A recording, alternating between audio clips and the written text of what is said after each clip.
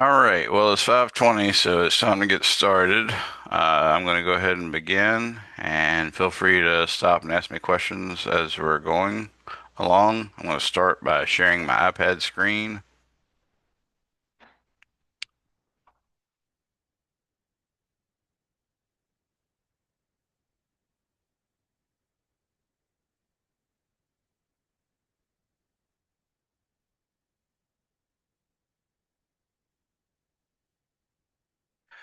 Okay, so we are finishing up some problems from chapters 4 and chapter 5. Hopefully, we'll finish off chapter 5 today. I may do chapter 6 purely via internet, or I might take one of our purely via videos, or I might actually take one of our lab days for you, people in 002 or 1B. Might take one of our lab days to cover some more material. But the main thing is chapter 6 isn't critically important to virtually any majors except for people majoring in physics or maybe aeronautical engineering. And in those cases, if they really are majoring in physics or aeronautical engineering, they're going to have whole courses on orbital motion and orbital mechanics and stuff of that sort. So it might just be easiest to skip that. But either way, that might be what we do to catch up. So in the meantime, what I'm going to go ahead and do is work these examples that I've got written out. So the first one says, example one, consider the figure below. What is the mechanical advantage this pulley configuration provides, and what is the negative result of these pulleys? So what I mean by that is you might not remember mechanical advantage from grade school, but basically machines like the inclined plane, which is not unlike what a screw is. A screw is a version of an inclined plane, but it's an inclined plane wrapped around a cylinder. Uh, and these machines give us mechanical advantages. And sometimes the mechanical advantage is that you can reduce the force. For instance, by using a seesaw, like a machine that's a lever, you can actually decrease the amount of force required to lift an object. So if you have 1,000-pound object, you can actually make a lever of the appropriate size such that you can lift it with only 500 pounds or with only 250 pounds. But since work in equals work out at best, which is a concept we haven't covered yet, work that is, it turns out that whenever you have such an advantage, you're also going to have a slight disadvantage. So, for instance, if you manage to make a lever that allows you to lift a 1,000 Newton object by only putting in a force of 250 newtons, that's a mechanical advantage of 4 to 1, meaning you get out a force 4 times as big as the one you put in. But lo and behold, what that'll show you is that, in fact, if you want it to lift it 4 feet, you're actually going to have to, or 4 meters or 4 centimeters or whatever, you're going to have to move specifically put your force that you're putting in not through a distance of 4 feet or 4 meters or 4 centimeters, but rather 16. So that's the downside. Hopefully, that makes some sense. Let's go ahead and start with working with this one. So I'll start off with solution.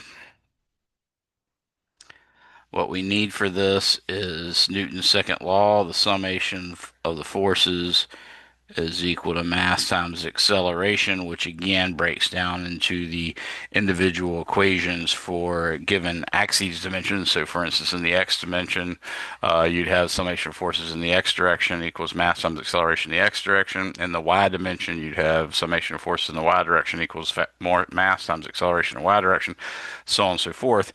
In this case, what we have is a piano being lifted using a pulley system. So you see that the person at the top of the building is planning on pulling down on a pulley, downish, with a force F sub T that they're calling the tension. And this uh, rope is considered to be massless. And really, like I said, in the physics world, when we say something is infinitely large, we mean it's at least a factor of 10 larger than anything else you're dealing with. Or if you say something is massless, we mean it's at least a factor of 10 less massive than anything else you're dealing with, that sort of thing. So that's don't be discouraged by thinking that we're just solving physically unreasonable or unrealistic problems. You can actually solve these very realistically because they are real problems, and the factor of 10 or even 100, which is a much better scenario, more than guarantees that you can basically assume it to be massless, or in other cases, consider it to be infinitely heavy or whatever. So, or infinitely large or whatever. So here we go. In this case, what I'm going to look at is uh, we can sort of picture the equilibrium or the actual forces acting on that pulley at the bottom. And that pulley at the bottom is actually attached to the piano. So what I'm going to do is render the free body diagram like this. So that's supposed to represent the pulley. And what we're going to have is a force on the right that acts in the upward direction. And your book calls this F sub t, so I'll call it F sub t as well. I would have normally just called that T myself. And then on the other side, there's going to be an equally large tension, and therefore its magnitude is also F sub t, and its vector is also F sub t. And then we have acting on it as well, it is a force downward that is equal to the weight of the actual piano, which we'd call M times G or W. So the summation of the forces in the y direction equals mass times acceleration in the y direction. That is what we're going to work with. And now we're going to see exactly what bare minimum force must be applied so that it can move without actually accelerating. So we're shooting for this object having just enough force on it so that literally a flying by could hit the underside of the piano and cause it to lift. So that's sort of the scenario we're going with. Just writing as if we're expecting acceleration, what we're going to have is ft. And again, that points in the positive y direction. I didn't even take the time to draw the positive and negative y directions or the axes, but I think you can see by me coloring the positive ones green and the ones pointing down red, that tells you that up is positive and down is negative. So we have ft plus ft minus mg is equal to m times a, where m is supposed to be, again, the pulley is massless, but we're pretending like the pulley is massless, but really we're lifting the pulley that happens to be attached uh, to a piano. Sorry, I'm getting a little distracted. Students are, are finally coming in, and every time I look up, there's more stuff to do, so I'm getting a little confused. So, sorry about that. So Ft plus Ft minus mg equals ma is the equation of motion for the piano, which in some sense I'm treating as if the piano slash the bottom pulley are one and the same thing. So that's why I'm hemming and hawing back and forth between the pulley and the piano. In principle, the piano is attached to the pulley. The pulley is massless, so mg is the mass times gravitational acceleration, but it's the mass of the piano. But since the pulley has a zero mass, it's also the sum of the mass of the piano and the pulley. So, if I want to consider the break-even point, in other words, the point at which the forces add up to just be enough to allow it to move, but not necessarily enough to cause it to accelerate, then that happens when I set the acceleration equals zero. So, if we assume a equals zero, then we've got 2ft minus mg is equal to zero, and that gives us that gives me ft is equal to mg over 2. So the mechanical advantage this shows is exactly 2 to 1. In other words, for every 1 Newton we put in, we're going to get 2 Newtons out. That's the mechanical advantage. And when I talk about the mechanical disadvantage, what I mean is you don't get anything for free. So if you imagine this person on the roof of this building pulling, let's say they pull the rope for a whole 1 meter, what's going to happen is the rope is going to move a whole 1 meter, but that's only going to entail the actual piano moving a half a meter. So the 2-to-1 ratio that you get output force to input force is actually the opposite of the ratio of you get that you get from the output motion to the input motion. So for every 1 meter you put in, you only get half a meter out. So that's what I meant regarding the negative result. So I'd say mechanical advantage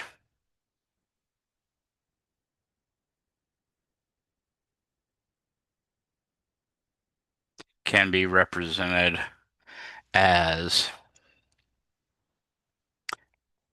F out over F in is equal to 2 over 1. And the disadvantage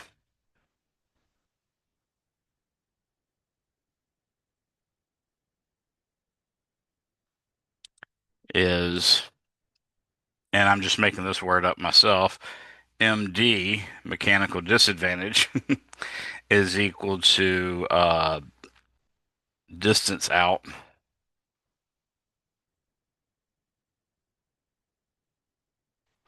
over distance in, meaning the distance that you actually move the object.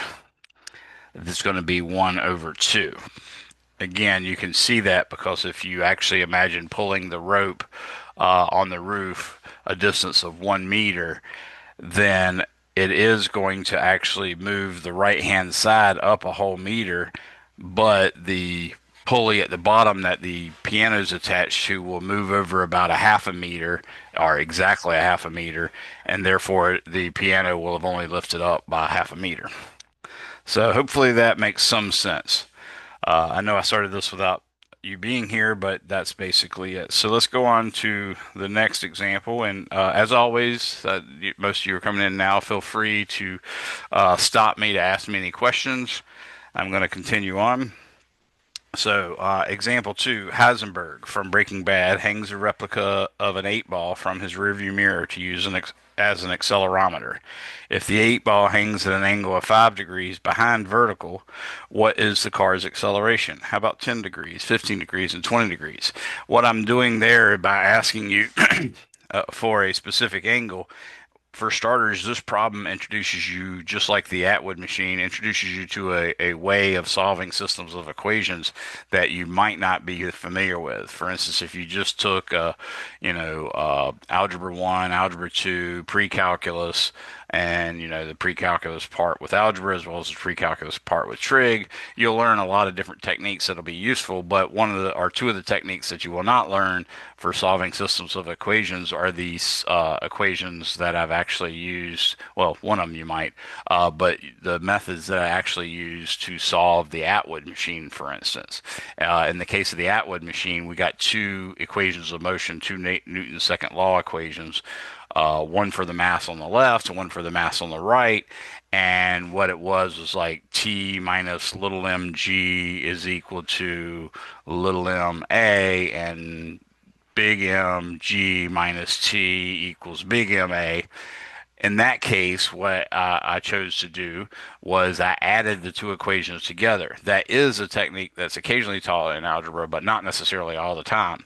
But another thing you could do, of course, is multiply one equation by a number. You could multiply the other equation by an entirely different number, and then you could add them together. In the case of the Atwood machine, we didn't have to do that because we just added them, and because the left-hand side of each of the two equations had a plus tension T, and the other one had a minus tension T. When you added them, the two tensions disappeared, and that eliminated the variable. So that is a way that you might have learned in your pre-calculus, algebra 1, algebra 2, but not necessarily. So I wanted to make sure I covered that. We're getting ready to show you another technique to solve a system of equations, and I'll point that out when we get there.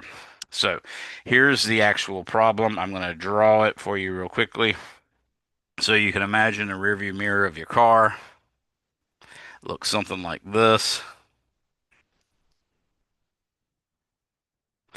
Okay, and then you can imagine a string hanging down, and I chose an 8 ball. I used to say fuzzy dice, but fuzzy dice are not very symmetrical, so they can actually make things hang at an angle other than vertical.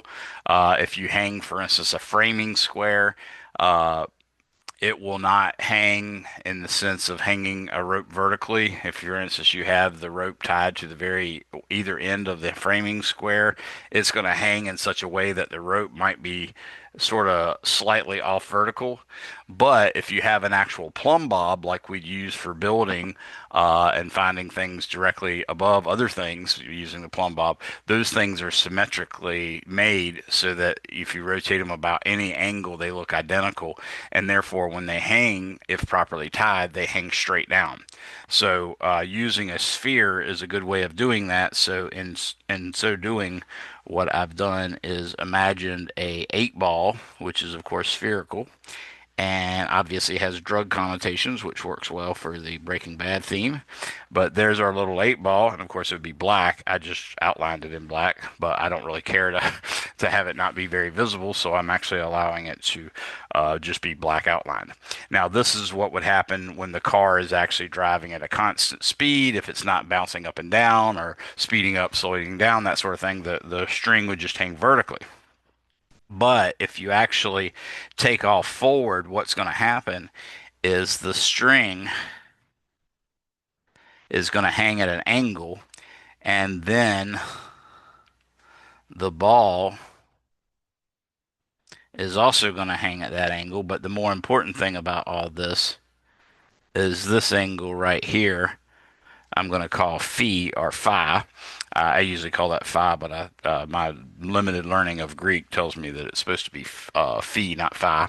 So, anyways, that is what happens when we're accelerating in the forward direction. If we were accelerating in the backwards direction, the string would tend to go this way. If we were doing it in left or right, it would swing towards the right or left, respectively.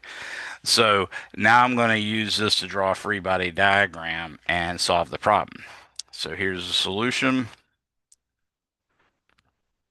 What we're making use of is the summation forces in the y direction equals mass times acceleration in the y direction, and the summation of the forces in the x direction equals mass times acceleration in the x direction, and we're using weight is equal to mg because that's obviously an issue. Now I'm going to draw the free body diagram as follows. I'm going to imagine this as being a y-axis and this as being an x-axis. So there's my axes. I'm going to draw this, and obviously that angle is way bigger than 5 degrees. I just need it to be visible so that I can easily figure out and analyze the angle, so it's okay if I draw it a little bigger just to make that easier to solve. So what we have now is the object, which we're going to represent as this little black dot, and we have acting on it a force that's neither in the x direction nor the y direction. So what I'm going to do is use a vector that's black, and this is going to represent the tension in the string. And as I told you, I normally call that tension just plain T, whereas your book tends to use F with a subscript T. So that's one of the forces acting on it. Now, another force acting on it is actually acting in the negative y direction. So I'm going to draw that vector as red, and that's the weight of the object. So this is W equals mg, where the 8 ball has a mass m.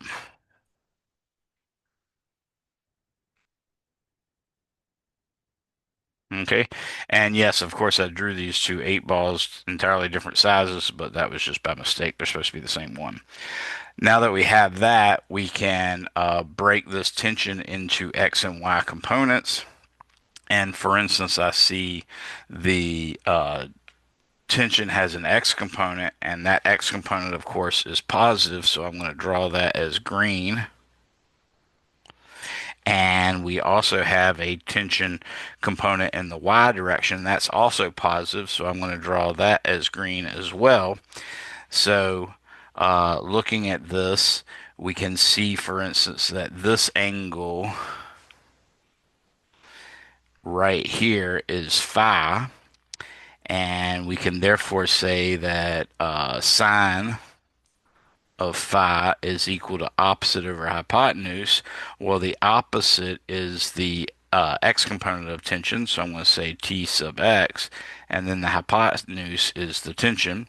Similarly, the cosine of phi is equal to adjacent over hypotenuse. Adjacent is the one touching the angle, which has to be the y component, so in this case it's Ty over the T.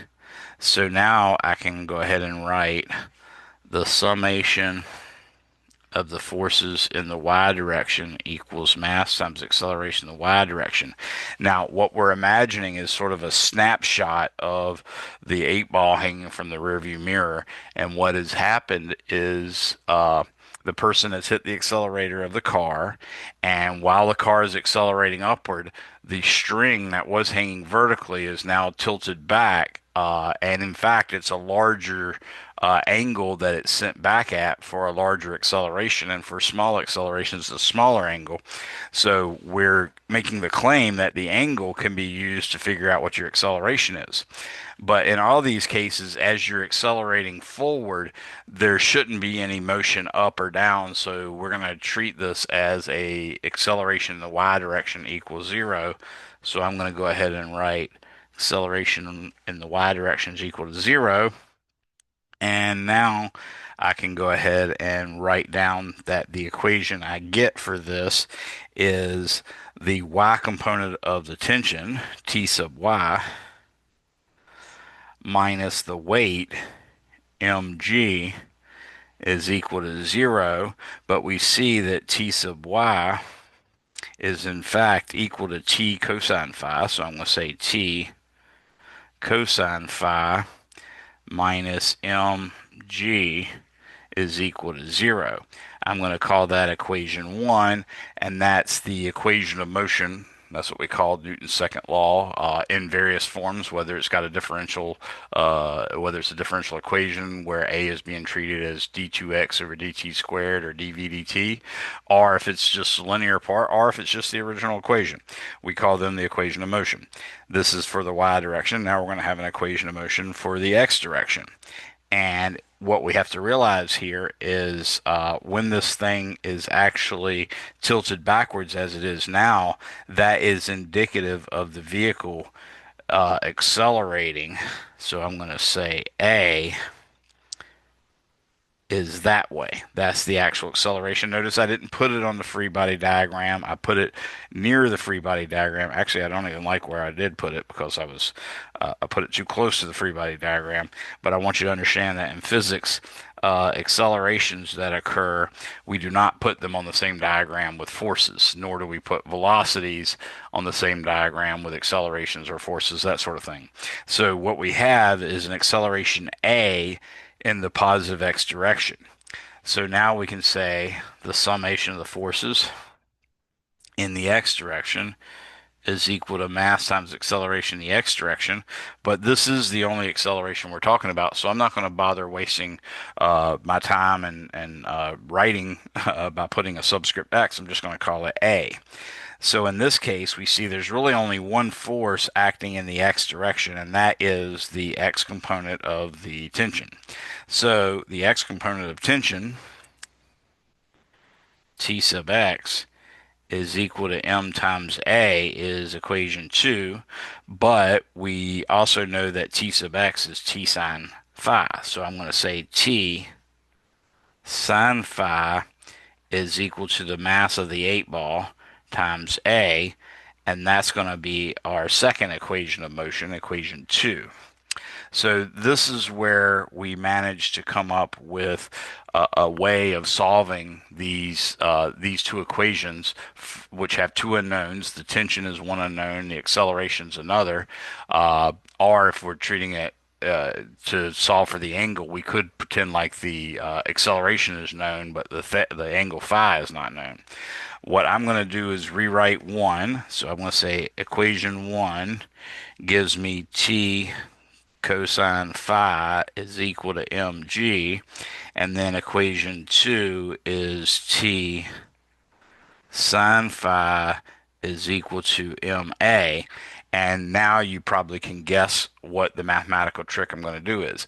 So this is the part where I told you guys that I'm actively trying to teach you another method of solving systems of equations that'll come in handy. Uh, I showed you in the Atwood machine where you can add one equation to another, left side added to left side and right side added to right side to make a new equation. And if it's a good candidate for that, then normally what will happen when you add those two is one of the variables will automatically disappear. So that was one technique. Here's another technique. Let me take a sip of water. My throat's drying.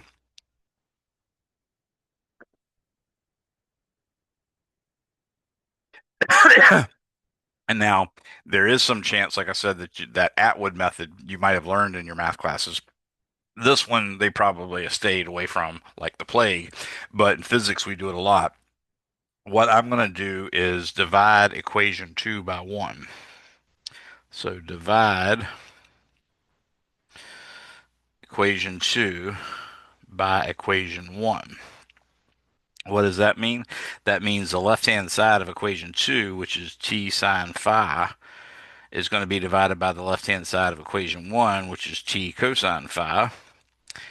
And the right-hand side is going to have the same thing, so this is going to be ma over mg.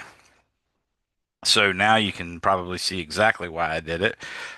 When you divide these two, the tensions actually disappear. Now, the reason why you normally don't do this in a math class is there's always that caveat they've been telling you since you first started learning pre-algebra that you can never divide by zero. So there's a danger whenever you divide one equation by another. There's a danger that dividing that you are dividing by zero and not even knowing it. Okay, if you don't know some of the parameters in the equation, those parameters may later turn out to be in fact zero. But by dividing it, you sort of obscured that fact and may carry on with the mathematics as if nothing went wrong and lead yourself to completely wrong results. In this case, we don't have to worry about the division by zero because only the non-physical problems would be related in such a way that these variables would be zero. But the other advantage we have now is in addition to eliminating the t's, we also eliminated the m's, and we happen to know a wonderful trig identity. Anybody know what trig identity I'm getting ready to use?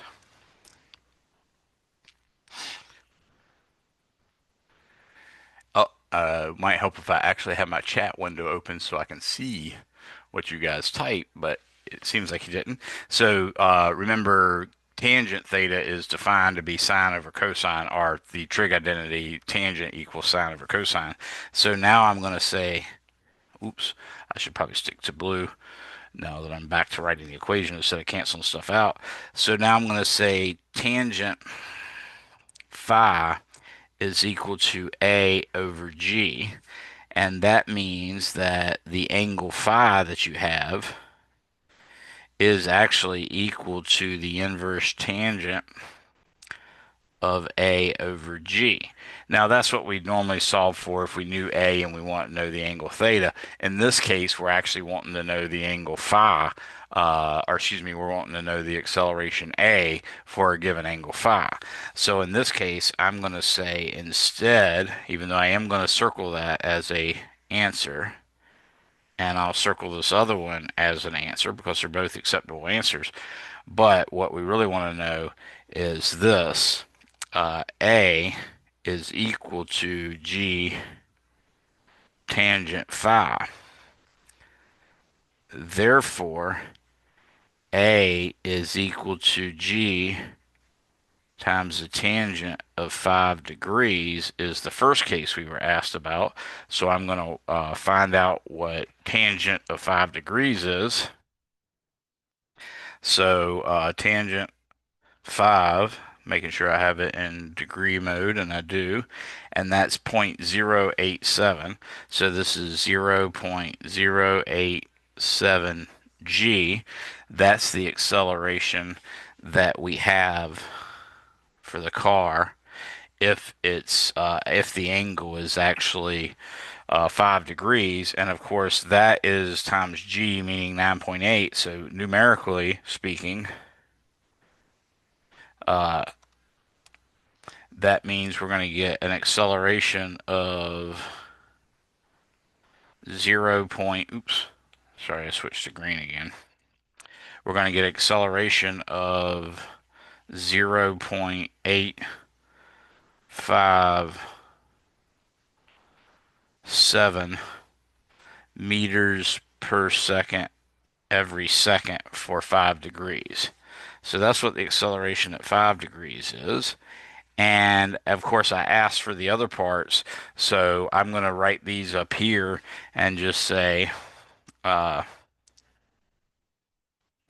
for phi equals 10 degrees, I'm going to get A is equal to G tangent 10, which is going to be tangent of 10 degrees is 0.176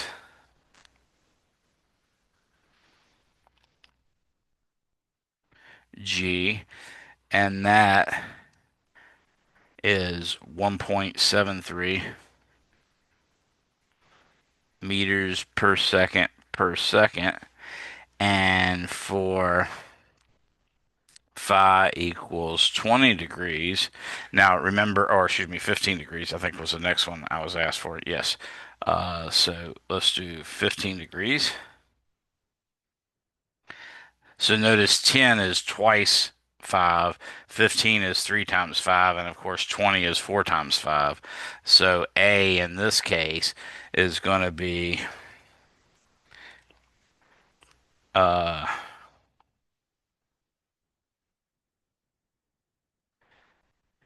0.268 G, which is equal to 2.63 meters per second. And finally, for A equals 20, which I'll write right here, or excuse me, for theta equals 20. Actually, I don't know why I said theta, but for phi equals 20, we're going to get A is equal to 0.364,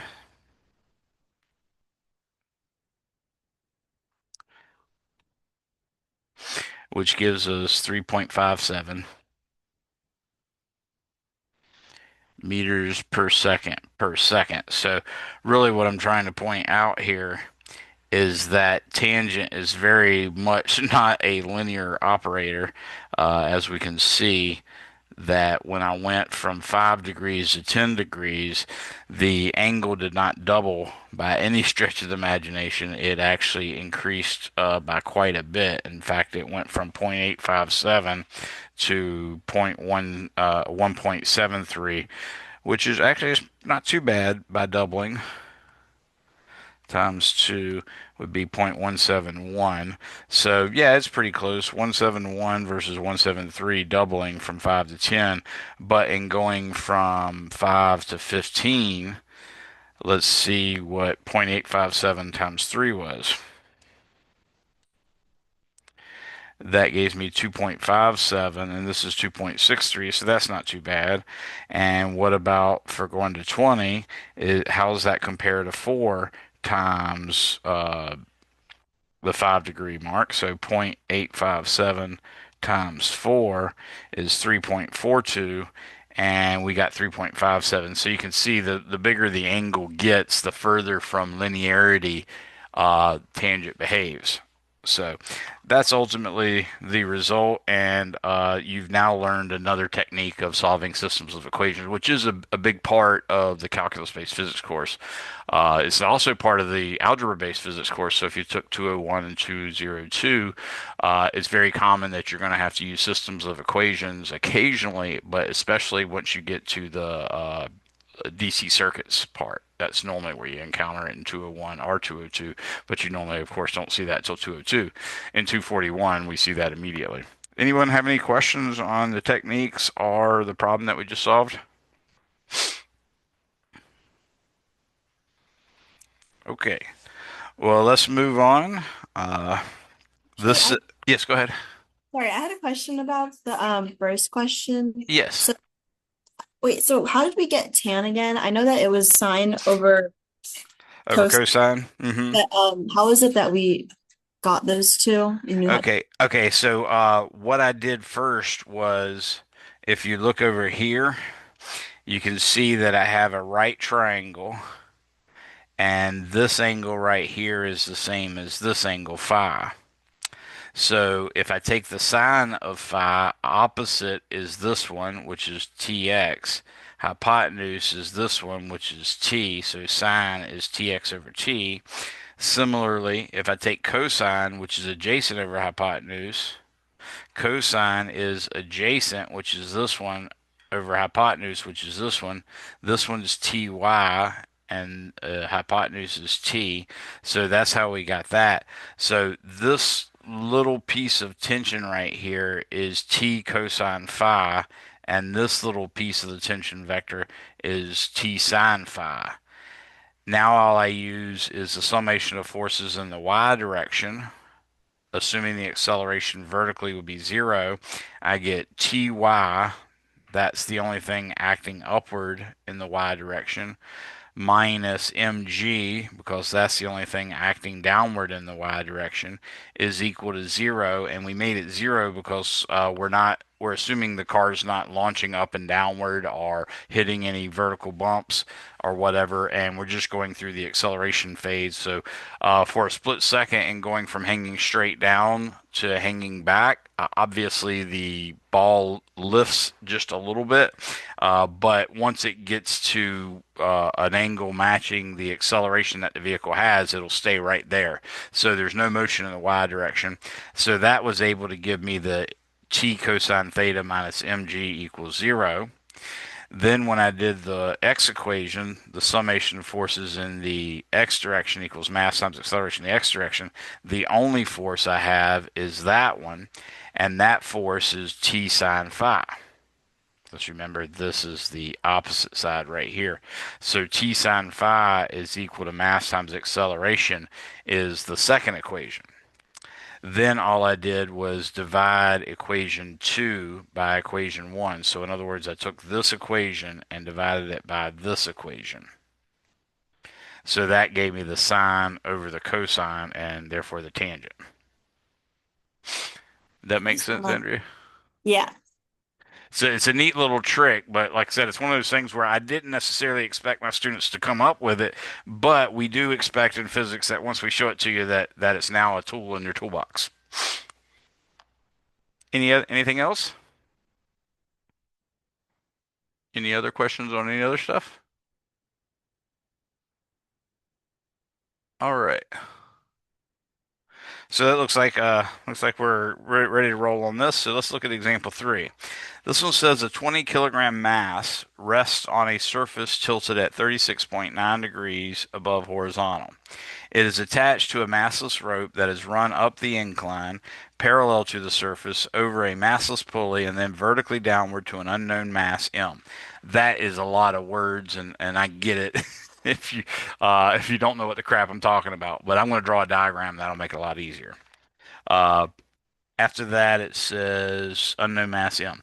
So A, if the static coefficient of friction between the known mass and the surface is 0.40, for what unknown masses will the system not move? And then B, if the hanging mass is actually 20 kilograms and kinetic friction is 0.30, what will the acceleration be? So let me start off with just drawing a diagram because that'll make all this look a lot easier.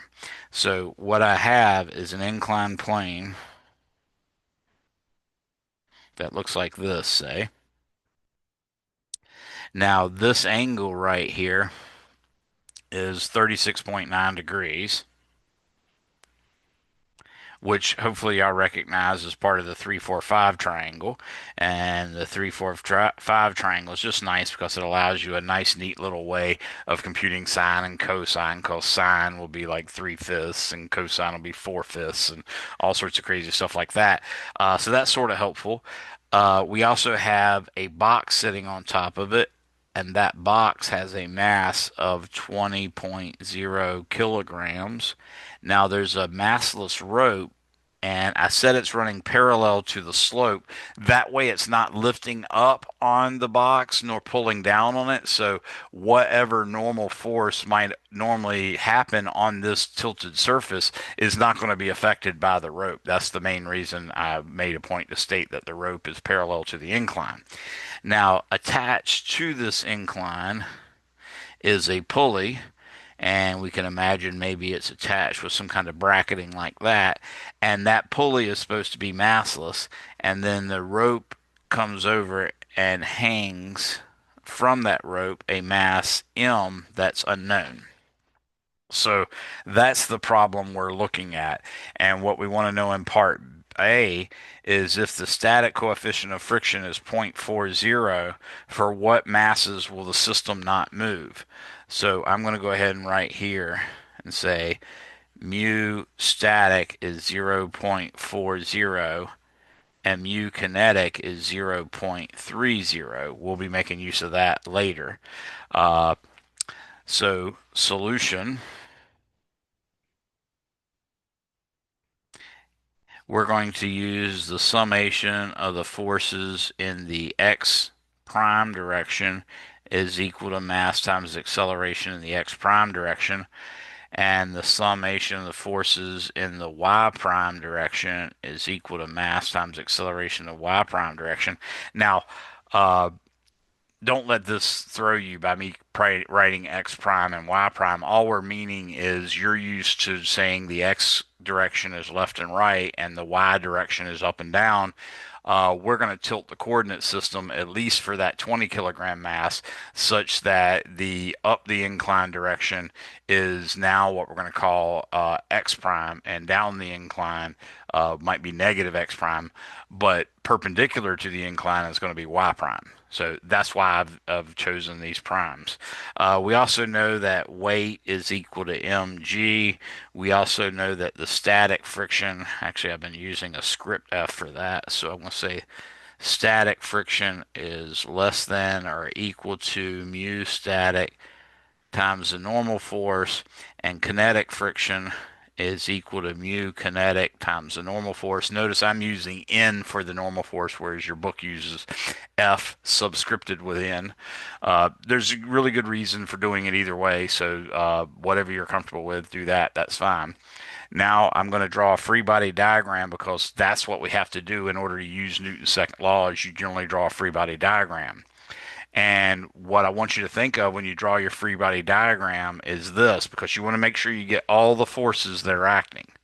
So it turns out there's only a couple forces in nature that can act on something without touching it. Those are called action at a distance forces, and they're ones that have like sort of like you can imagine a field around it. So gravity's one of them. I'm sitting in my office right now in my house, and my house has a floor that's up above the earth. Okay, so I'm not literally touching the earth, yet the earth is pulling on me. That's because the Earth can act at a distance. Just like the moon, which is clearly definitely not anywhere near touching the Earth, is being pulled towards the Earth by the Earth, and therefore the Earth provides a action at a distance. So there are a few forces like that, and they are gravity, electric force, magnetic force, the strong nuclear force and the weak nuclear force, and you're not going to deal with any of those this semester except for gravity. Okay, so the rule is when you're trying to track down all the forces for a free body diagram, it's either gravity or everything that's touching the object. So if something's touching it, then that's going to be a force. If it's not touching it, that may or may not be a force except for gravity. Okay, so hopefully that helps. Now I'm going to go ahead and draw my coordinate system. tilted. So I'm using black to draw my coordinate system. And what I'm saying is this direction right here up the incline is the x prime direction, and this direction perpendicular is the y prime direction. Oops, I hate it when I use that tool to make my drawing look better. It sort of poops the bed whenever I try to write a letter or an arrow or something. So my object is going to be this little green dot that's going to represent the 20 kilogram mass, and the forces acting on it. I'm going to draw the ones that aren't parallel to an x or y axis. I'm going to draw them black. So I have a force acting on this mass that acts straight downward. That force is 20 kilograms times 9.8. So 20, we knew 2 times 9.8 is 19.6. So 20 times 9.8 must be 196. So this is W equals 196 newtons. Okay. Now, in addition to that, we have the tension in the rope that tends to pull it up the incline. So I am going to draw that as a vector that's blue because that's in the positive. Actually, I've been drawing them green. That probably would be better if I stuck to green. So let's go ahead and go to green. So I'm going to draw this vector green, and this is just going to be the tension in the rope, and I need not label the tension any more than that because the tension on this side of the pulley is going to be the same as the tension on the other side of the pulley because the pulley's massless. And the summation of forces equals mass times acceleration tells you that if an object is actually going to accelerate like the edge of the pulley would do, then the net force acting on them would have to be something unless mass times acceleration is zero, and when the mass is zero, zero times a is going to be zero no matter what a is. So you expect the two tensions to look exactly the same. That'll come in later when we start doing rotational motion. We'll even address the issue of whether pulleys are massless or not. We can actually bring in the fact that the pulley actually has some mass and take that into consideration. So that's one of the forces acting. We're not done yet. We also have a normal force acting perpendicular to the surface. Now that actually points in the positive y direction, so I'm going to use a green vector for that as well. So there's my normal force, and I'm just going to call that N. Okay. Now we need to be able to break the weight vector up into components that are parallel to the x-axis and parallel to the y-axis. And to do that, I need to make sure we all understand that since this angle is 36.9 degrees, that you can follow this by realizing this right here is a right triangle. I know I didn't draw it like a right triangle, but that's a right triangle. So if this angle is 36.9, then this one is the complement to that angle. So it's instead of 36.9, it would be 90 minus 36.9. And actually, I think I'm going to make this a little bigger so you guys can see this a little bit better. So I'm making that a little bit bigger there. And I'm going to pull this back here. And now what I'm going to do is say that this angle is 36.9 degrees. And that means, remember, if you subtract 36.9 from 90 degrees, you get 53.1. So this angle right here would be 53.1 degrees. Now, what you remember also is that this angle from here to here has to be a right angle because it's literally the difference between the x-axis and the y-axis. So since this is 90 and this is 53.1, this angle right here has to be 36.9. Oops. So we can go ahead and write this in here now and realize this is 36.9 degrees. Now that we have that, we can go ahead and say, all right, well, the y component is obviously going to be a negative. So I'm drawing it red. And then the x component is also going to be in the negative direction. So I'm drawing it red as well. And because I made it so big, it's not obvious that the two add up to give you this. So I'm extending my little mg vector a little further to make it better. Okay. So what that means is the y component of the mass would be 196 newtons times cosine 36.9 degrees, and the x component would be 196 newtons times the sine of 36.9 degrees. And of course, we can go ahead and compute that. 196 times cosine 36.9 gives me 156.7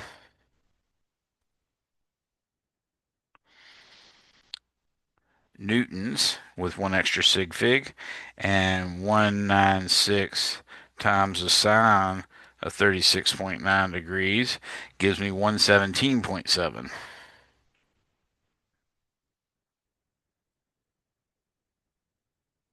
Okay, so those are my two forces. Now, I'm not quite done yet, and the reason why I haven't done more is because we have to deal with the issue of whether this mass that's hanging, if that's too small, then the 20 kilogram mass is going to slide down the incline. If it's too big, then the 20 kilogram mass is going to slide up the incline. When the 20 kilogram mass slides down the incline, the friction force acts up the incline, but when the 20 kilogram mass slides up the incline, the friction force acts down because they always oppose the relative motion of two surfaces that are touching each other. Okay, so the one thing we do know is no matter what, the summation of forces in the y direction can be settled immediately. Okay, I'll go ahead and do that because this is true for either scenario. So I say the summation forces in the y prime direction equals mass times acceleration in the y prime direction. We don't expect any motion in the y prime direction, so the acceleration is in fact going to be zero in the y prime direction. And from that, we get basically that the normal force minus 156.7 newtons is equal to zero. That means the normal force is equal to, that's really terrible writing. That means the normal force is equal to 156.7 newtons. And all of a sudden it becomes obvious why all these years it wasn't necessarily a good idea for me to use N for the symbol for my normal force because now it's getting confused with a Newton. Anyways, it's weird that I never even worried about that once until just now. Anyways, now we have to consider the two scenarios. So let's say one.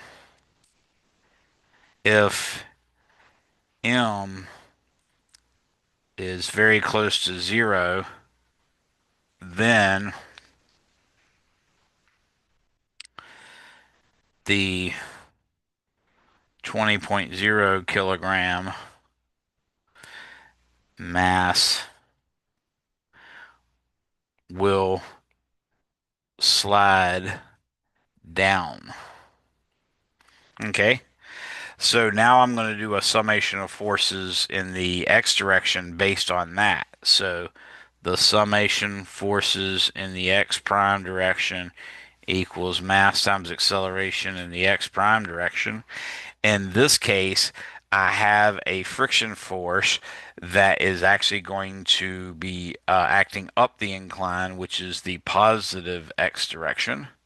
So I will write this right here and say this is the static friction force, and I'll subscript it with a 1 to indicate that that's the case for case 1 that I indicated by the Roman numeral 1. Okay? So with that in mind, I can go ahead and write the following. I'm going to say T plus F static 1 minus 117.7 newtons is equal to 20.0 kilograms times A, and again, I'm going to subscript that one. Okay. Now, if we want to know, as this says, in A, if the static coefficient of friction between the known mass and the surface is 0.40, for what unknown masses will the system not move? I'm trying to figure out the break even point. In other words, the point at which the mass that's hanging is just large enough to cause it to accelerate. Uh, at that point, the acceleration will be zero. So I'm going to set that equal to zero, and that'll allow me to figure out exactly what a tension will be. So in doing that, let's say A1 equals zero implies T is going to be equal to 117.7 newtons minus the static friction force. Okay. So that T in general it has to be the mass times gravitational acceleration for the unknown mass, which you can also see by another free body diagram, which I'll put over here. So if I did another free body diagram, I already called x prime to be the direction going up the incline. If you followed x prime along the rope and then went around the pulley, you'd see x prime should point down. So that's what I'm going to do is pretend x prime is downward, and I'll put the little mass right here, m, that's unknown. But what I do know is that the force acting downward is in the positive direction, and that force is mg. And the force acting upward is the tension, T, which happens to be the same tension on the other side of the pulley. So we can see in this case that we end up getting T minus or mg minus T is equal to ma. But again, if you set the ma equal to zero, you'd find that T equals mg. So uh, if I solve for this tension T, that will actually give me the mg that could actually allow it to move. So now I can solve for this tension. I'm going to say T is equal to 117.7 newtons. Remember that second 7 is not a sig fig, and I'm going to say minus the static coefficient of friction, but this is only relevant at the point at which the static friction is its maximum. So that's when the static friction is 0.40 times the normal force, and we already found the normal force up here from equation 1. That is 156.7 newtons. So T in this case, which equals m times g, is equal to 117.7 minus zero point 0.4 times 156.7. That gives me 55.02. And in this case, this is 156.7. Let's see, zero point 0.4 times 156.7 gave me 62.46. I only had two sig figs, so it's really only good to the nearest whole number. So these two are non-significant figures. That's in newtons, and that means that m, this is the m at which the mass is just big enough to make it go up the incline. Or excuse me. No, the mass is smaller than this is going to make it go up the incline. So whatever this mass turns out to be, we know that as long as it's bigger than that, then it'll keep it from going up to some limits. So now I can say that M is equal to 55.02 newtons divided by 9.80 meters per second per second. And that gives me 55.02 divided by 9.8 gives me 5.61 kilograms.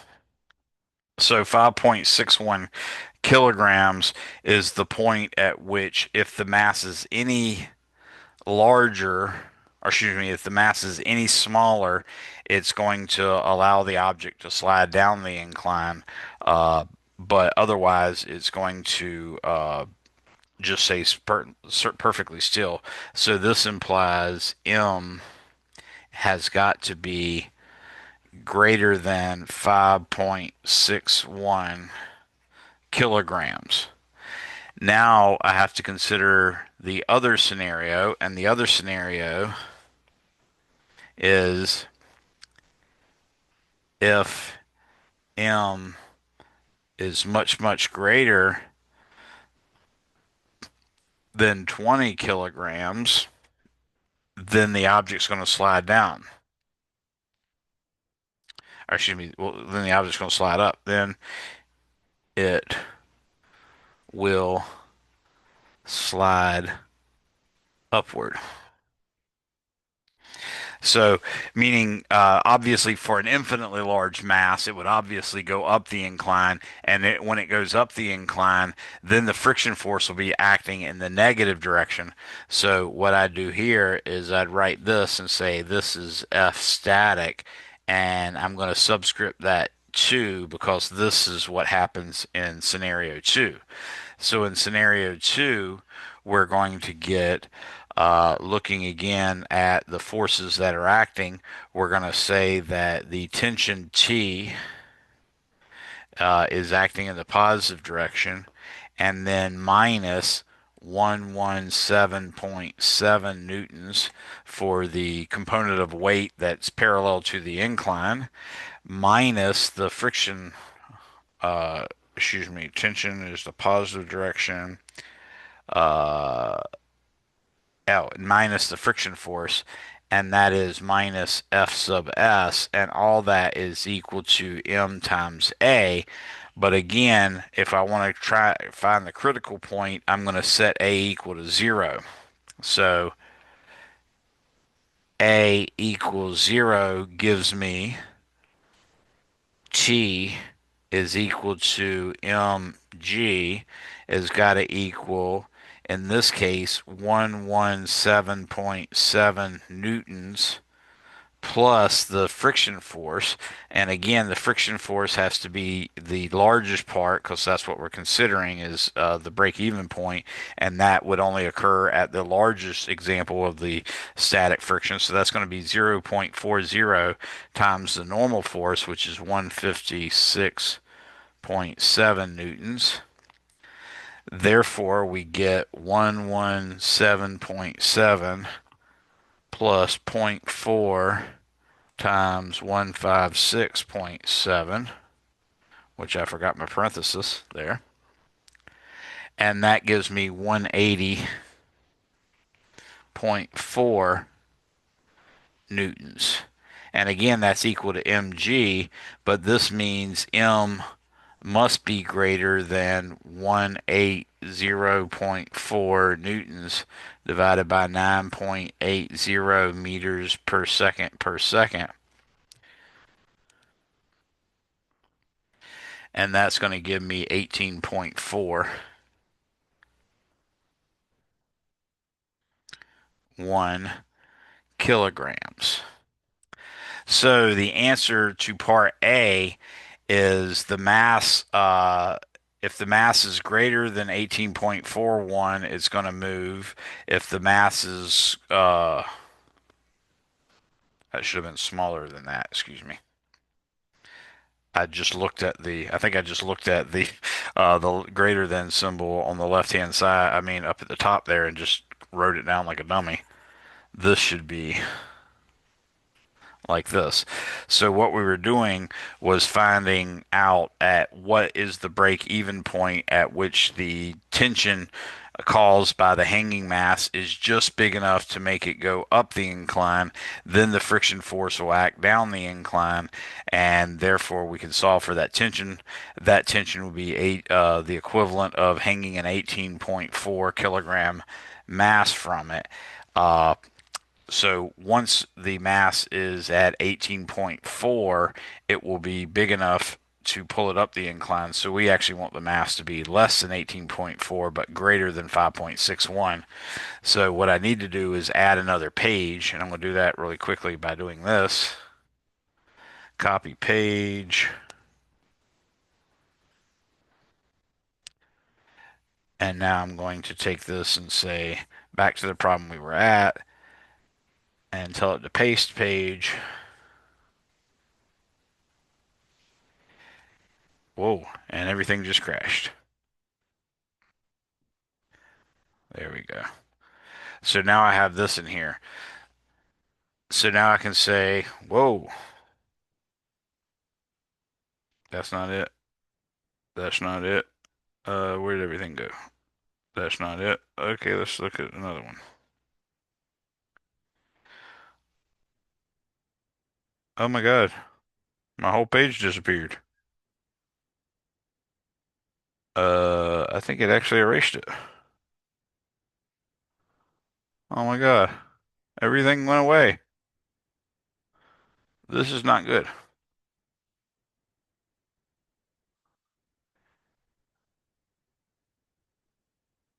Uh, that's a real problem. Well, we did work it out, so I at least have that, but somehow I just lost my page 617 that I'd already made, and I don't know how. Let me try killing this app, the GoodNotes app. There's my dog. Okay, let me try opening it back up and see what happens. So it was there for a split second, but now it's gone.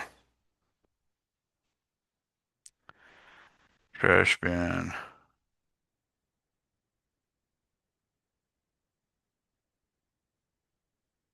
I don't see it in my trash. Let me check if it's way down here.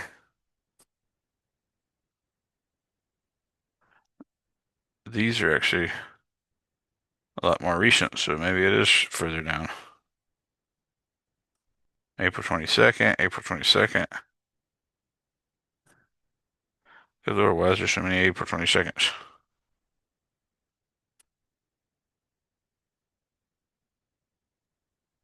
Okay, so we are going backwards, so that's not it. And I don't know why it's highlighting everything. I'm just trying to touch it. June 10th, June 10th, June 10th.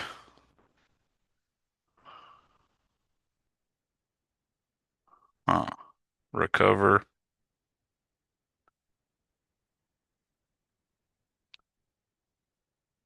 Nope, I do not see it. I have lost my work, and that is not good.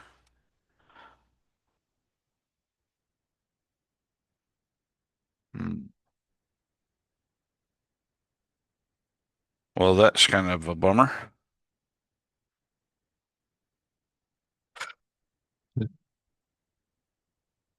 I don't know what to do. Okay, it's now 6:30. Let's take a 5 minute break. Let's go ahead and take a 10-minute break. Come back at 6:40, and hopefully I'll have figured out a way to recover this file. Uh, Luckily, we do have the video snapshot of whatever happened up until this point, so we can at least look at that to get the final result on that particular one. But all my questions are in there too. So go ahead and take a break. I'm going to see if I can repair this, and I'll see you back in 10 minutes. I'm here if you need me or if you have any questions. Why is this? Ugh, why is this here? Professor Yes. Younger, Yes. I have two specific questions on two specific kinds of forces. Mm-hmm. Because it wasn't immediately obvious to me. But can you define what is normal force and what is tension?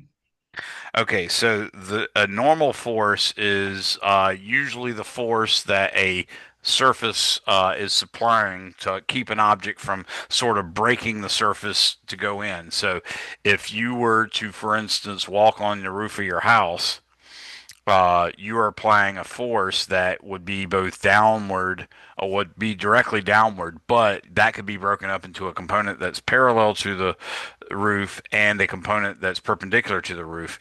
The perpendicular component of that is usually equal in magnitude to what we call the normal force, and in that for that reason the normal force is the one that fails if you were to fall through your roof. Does that make sense? Oh, it's the force. It's always it's always the reaction force. Yeah, to At the whatever's. ground. Yeah, Yeah. and it's they use the word normal specifically because it has to be perpendicular to the surface. Tension, as far as I understand, is a force that only pulls. Yes, so tension you can sort of look at it as the strength between the adjacent molecules of rope that you might have. So if you looked at a rope as a string of molecules, it would be the force of attraction between one molecule and the next at any point along the rope. But that's, picturing the rope as if it's literally one molecule thick.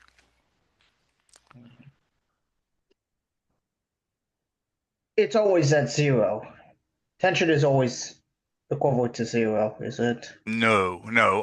But if you have a massless rope, then the net force on each part has to be zero, just because in order for for it to uh, have a force on it, it has to make it have a mass times acceleration. But the mass is always zero, so zero times any number is always going to be zero. Man, why is this so weird? Oh. I don't know what just happened, but this is really, really bad.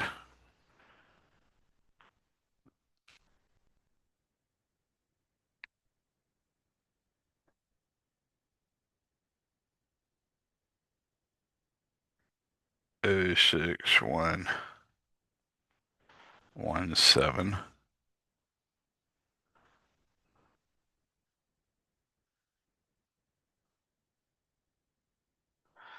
See 241. Shift in. Yeah, this is not good. I don't know what's happened, but this it's almost like my good notes program just pooped the bed. And that's not helpful because I need it.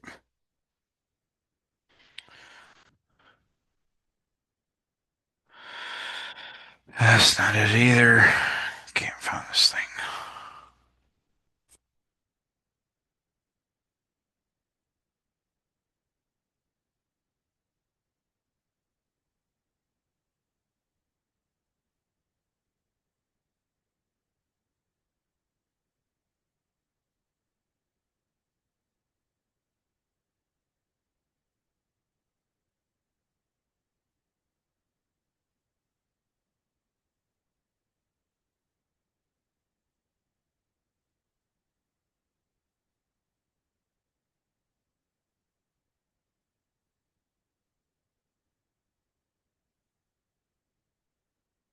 I'm going to try to shut down my iPad and see what happens when I start it back up. Maybe that'll work.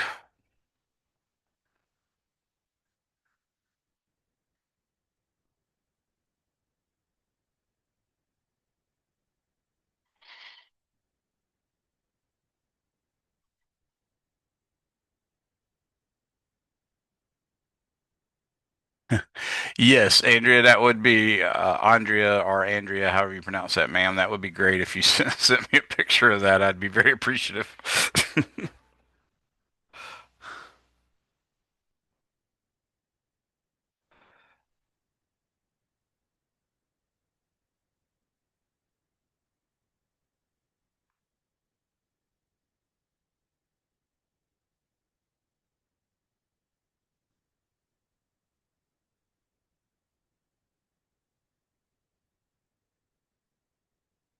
What you eating over there, Cosmo? What you eating, Chase? Oh, okay.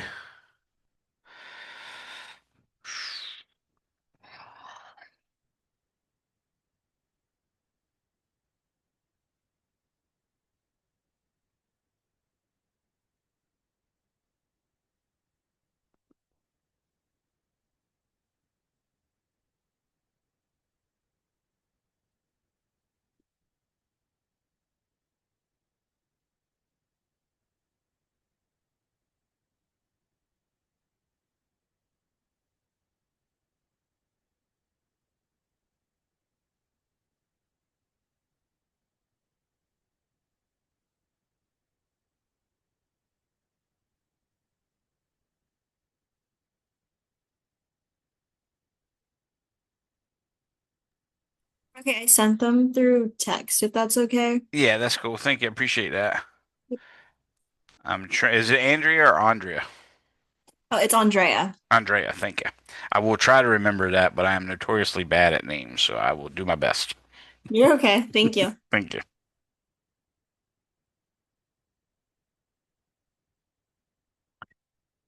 I have lost everything. Everything, everything.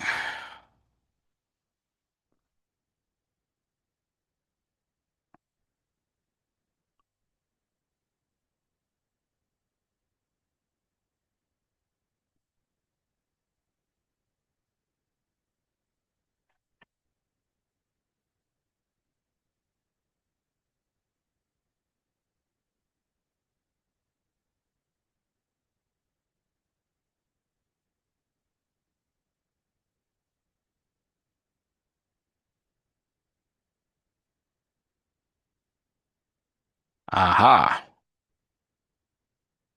I found it somewhere.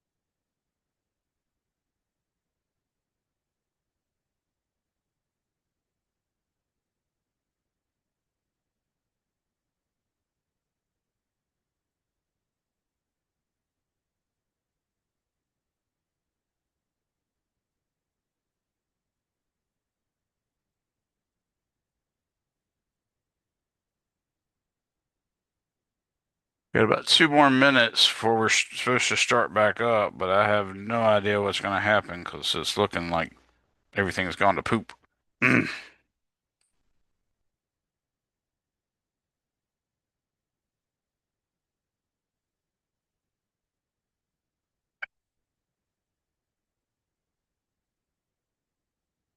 Well, at least I've got my text message that my helpful students sent me, or specifically a helpful student sent me. I got that page. All right, good deal.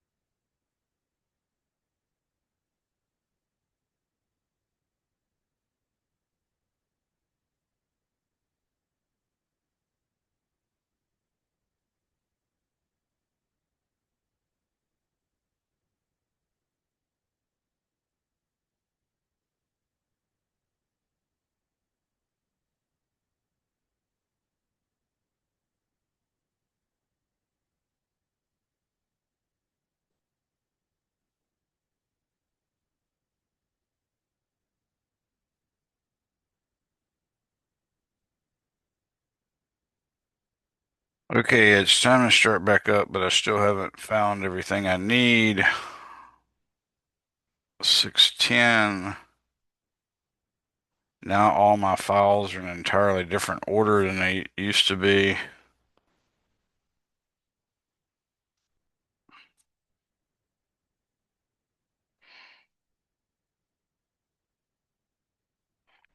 And a bunch of them are missing.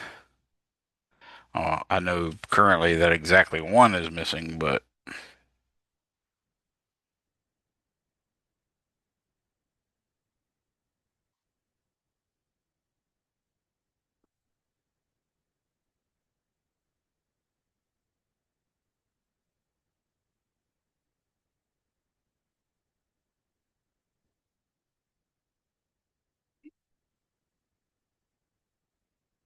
hold on a second, everybody. I'm trying to get one more thing done.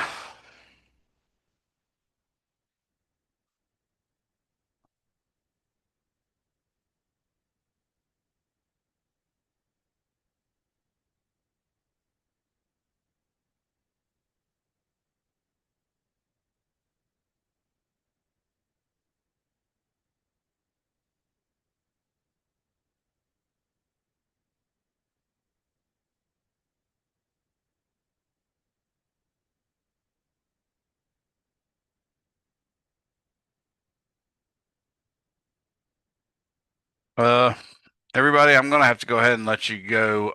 Let's do this first. I need to finish this one problem at least, and what I'm gonna have to do is make some videos to make up for the rest of this, and then maybe our Wednesday meeting, maybe or excuse me, my Thursday. We're not supposed to have a Thursday meeting because we have off for Juneteenth. I will probably post it at that time. But right now, I'm going to pull up a picture and share my screen with that so we can sort of finish what we were doing.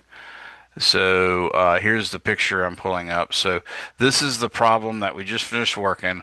What we were able to discover was that if the mass is less than 5.61, then it will move, and if the mass is greater than 18.41 kilograms, then it will move. So we need it to be between those two. So now I'm going to go ahead and share the screen of what I'm doing right now. Uh, I've got to make this into another copy or I'll ruin it too. So let me see if I can do that real quick while you are waiting. Duplicate that.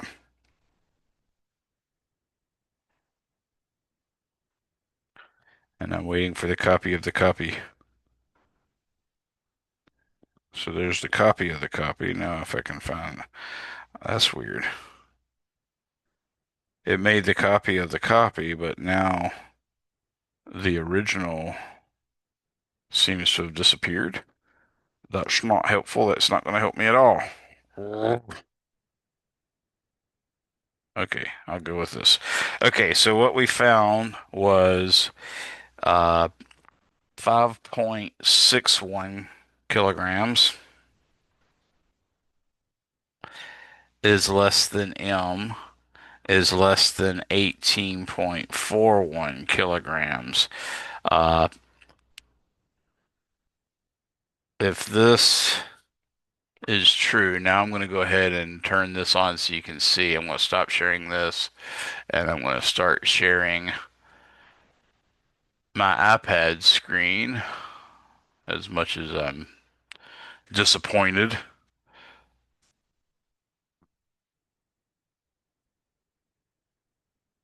Why is it? Man, when it rains, it pours. It's now not letting me. There it is.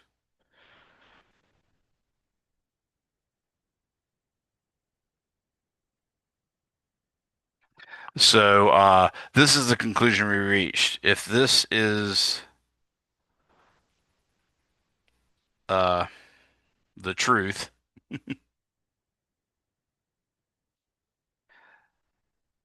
then the 20.0 kilogram mass will not move. In part B, they said assume m equals 20.0 kilograms, and then calculate the acceleration. So what I have here is my x prime axis, my y prime axis. I have acting on this force, on this mass, I have a tension T. Now, at the 20 kilograms, we know it's going to move up the incline, so I need not worry about which direction because I know exactly which direction it's going to be. And I'm drawing all these vectors black just because I'm trying to save time. This is now going to be greater than the static friction, so it has to be the kinetic friction that it's going to be experiencing. But we also have the weight, which we knew was 196 newtons acting downward. And in fact, with her picture, I know that it has a component this way that is 117.7, no, 156.7 newtons, and then a force acting this way, which is 117.7 newtons. And we have a normal force acting this way, and that normal force we found was equal to 156.7 newtons. Okay. Now, in addition to that, we also have an x prime axis going down. Here we have a mass of 20.0 kilograms. And this 20.0 kilograms is going to tend to cause it to go downward or up the incline, but in this case, this mass is going to be going downward. So this force right here is 196 newtons, and this force right here is the tension, which is the same as it was there. And you can sort of think of this, if we look at these two figures, this is the tension on the side of the rope that's touching the mass on the incline, and this is the tension on the side of the rope that's touching the hanging mass. And the summation of forces equals mass times acceleration.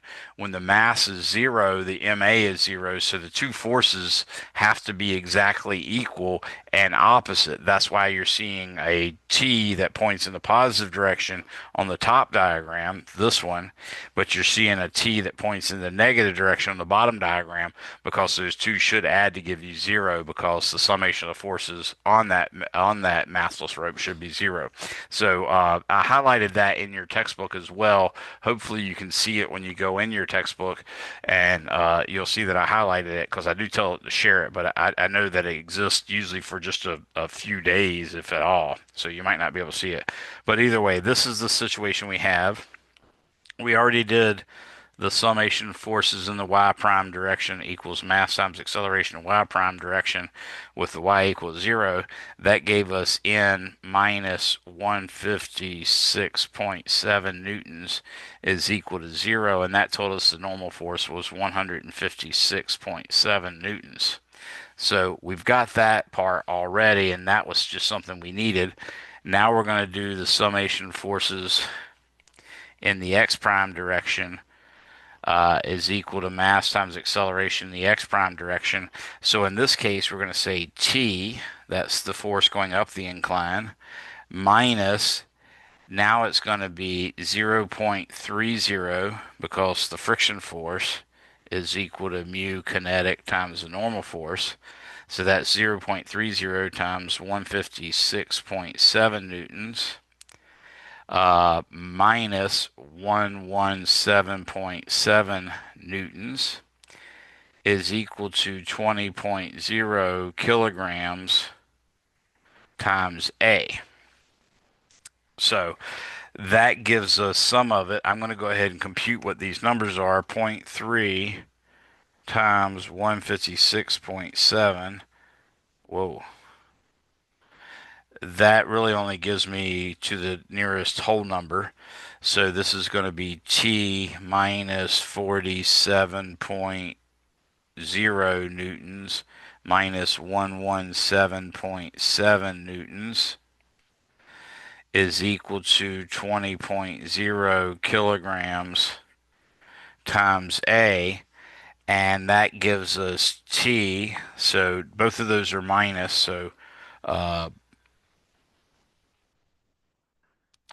I get T minus 164.7 newtons is equal to 20.0 kilograms times A. I'm going to call this equation 1, and that's the equation of motion for the mass on the incline.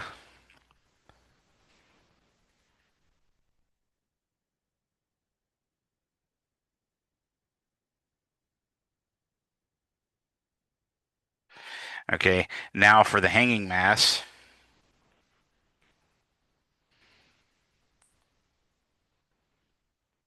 we're going to have the summation forces in the x prime direction equals mass times acceleration in the x prime direction.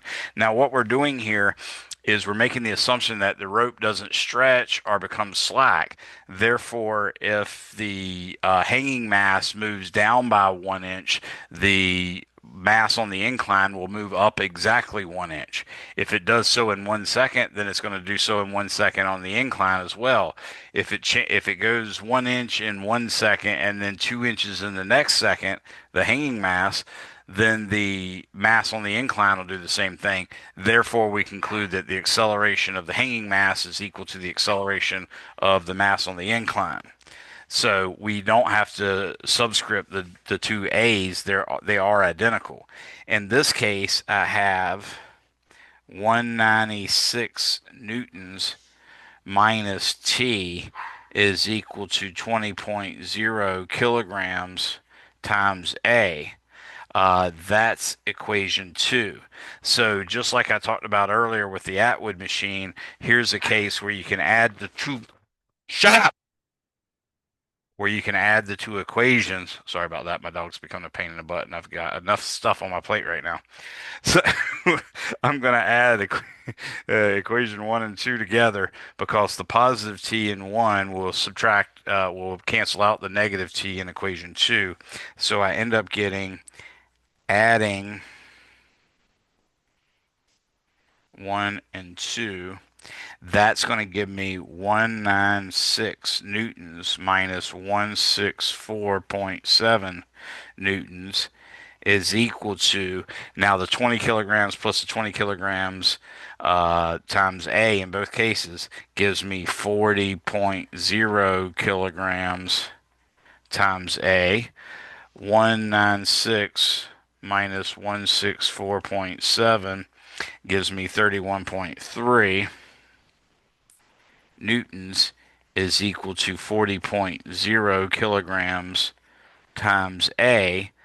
So A, which is what we're looking for in part B, is going to be 31.3 divided by 40, and that gives 0.7825 meters per second. Every second is the acceleration. We really only had two sig figs on the 31.3, so the proper answer should be 0.78 meters per second every second. That is the acceleration that it'll have if we did have the 20 kilogram mass hanging from it. And we could go further and realize that the tension is going to be T equals 20.0 kilograms times A, which is 0.7825 meters per second. I'm looking at right now using this equation. All I've got to do is pull this 164.7 to this side. That'll make it positive, so I'm going to say plus 164.7 newtons, and this will give me the whole tension. So if I take the 0.7825 and multiply it by 20, that's going to give me 15.65 plus 164.7, and the 15.65 is only good to the nearest whole number, and the 164.7 is only good to the nearest whole number.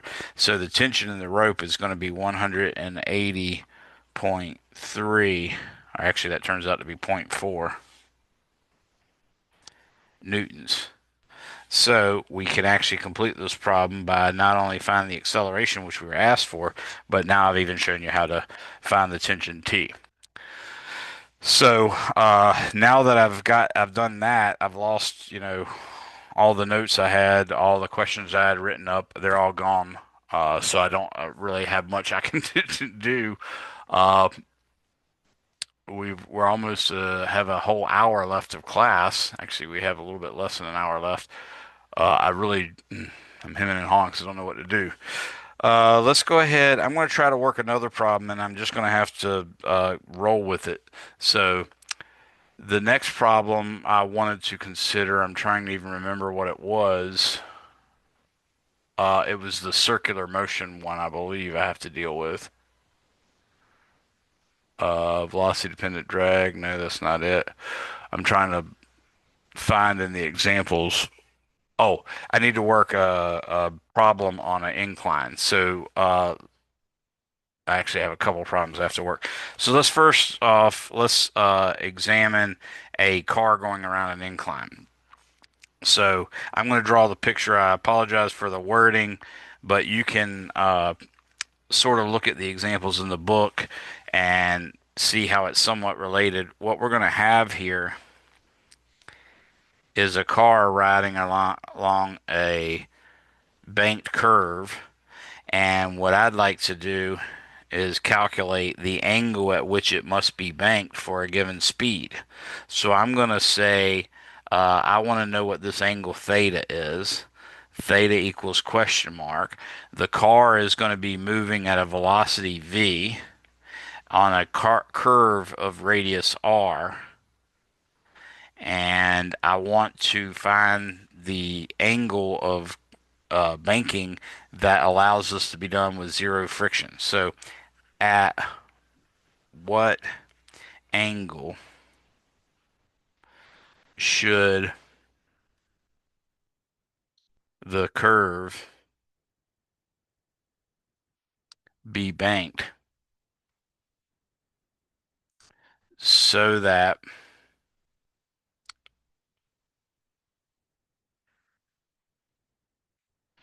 it makes the turn with zero friction? So that's what we're looking for. I'm pretending like I know the symbol V, I know the symbol R, I know the mass M, that sort of thing. This is going to turn out to be a lot of this stuff you don't need to know, but let's go ahead and start with that. So I'm going to draw a free body diagram. And remember, you've now seen a couple inclined plane problems, and all those inclined plane problems that we did, I always tilted the axes to be parallel and perpendicular to the tilted plane. This, when I'm solving for the banking of a curve, this is the one time where I tell you it's not conducive to do that. So just keep that in mind. So now I have a y prime. Oop, there I go. There I go, saying exactly the opposite of what I'm doing. Uh, I did mean to draw these two axes this way, but I need to draw an x-axis this way and a y-axis this way, and the car of mass big M is right here. We know the forces acting on it are, of course, the weight, which is mg, and we also have a normal force, which is going to be acting in the upward direction. Actually, in this case, it's going to be in a different direction because the road surface is actually tilted.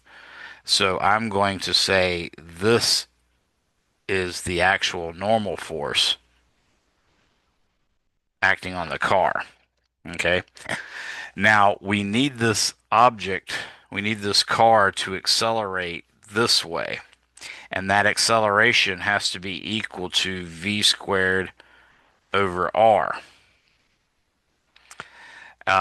We have no other forces acting or anything like that, so we've got to be able to make use of the forces that we have. And what I'm going to do is I'm going to break that normal force up into a component that is parallel to the x-axis and a component that's parallel to the y-axis. So this is the normal force. I don't know why it just switched there, but this is the normal force component in the y direction, and this is the normal force component in the x direction. And this angle right here is the hypothetical angle I'm using for the banking of the curve. In other words, that's the angle above horizontal at which the curve will be banked. You can see that this angle would be 90 minus theta, so this angle must be theta. And then this whole angle right here, that is 90, so this angle must be 90 minus theta, which means this angle must be theta. So I'm going to put theta up here as well. So from that, we can see that the sine of theta is equal to opposite over hypotenuse. So the sine of theta is going to be n sub x over the normal force, and the cosine of theta is going to be adjacent, which is this one, over hypotenuse, which is that one. So the adjacent is going to be n sub y, and the hypotenuse is going to be n. So now I can do the summation of the forces in the y direction equals mass times acceleration in the y direction.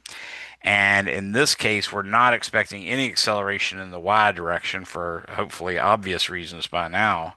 So in this case, what we're going to see is we have n sub y, which is going to be n cosine theta. So n cosine theta is n sub y minus mg is equal to 0, and that tells us that n is equal to mg over cosine theta.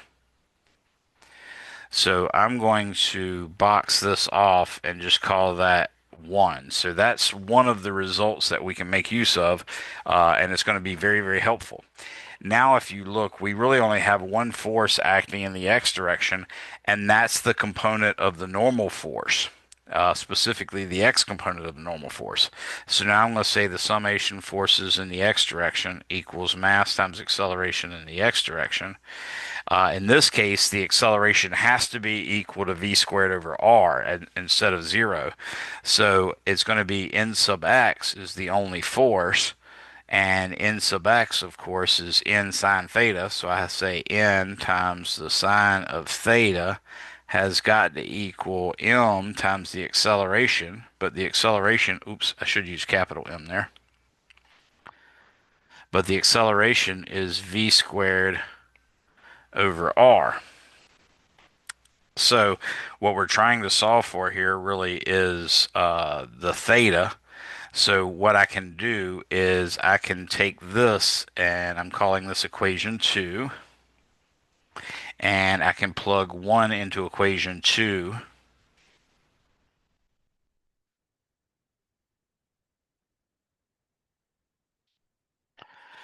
And when I do that, I get mg over cosine theta times the sine of theta is equal to mv squared over r, where r is the radius of curvature of the curve. You can see now that the masses cancel out. That's actually good. If this wasn't the case, then you'd basically have to design a banking angle for a curve that depends on whether it's a Mack truck going around the curve or a Volkswagen Beetle or a Ford Focus or whatever. But luckily, the laws of physics worked out in such a way that the masses cancel out. Now what we can see is the left-hand side becomes sine theta over cosine theta, which everybody knows is tangent theta, is equal to v squared over g times r. And therefore we can say theta equals the tangent inverse of v squared over gr. So that is the actual answer. And for instance, we can calculate what that should be. So consider a curve of radius 250. Remember, when I underline a number, that means that one's not significant. So I'm saying this number has 3 sig figs, 250 meters. So consider a curve of radius 250 meters uh, and uh, a car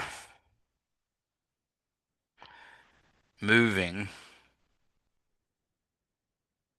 at, let's say, 50.0 meters per second. In that case, theta is equal to the inverse tangent of v squared, so that'd be 50.0 meters per second squared over 9.80 meters per second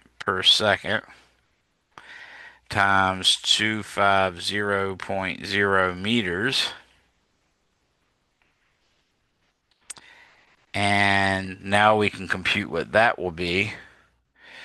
So I'm going to say 50 squared is 2,500. I'm going to divide that by parentheses 9.8 times 250, close parentheses. That gives me the tangent inverse of 1.0204.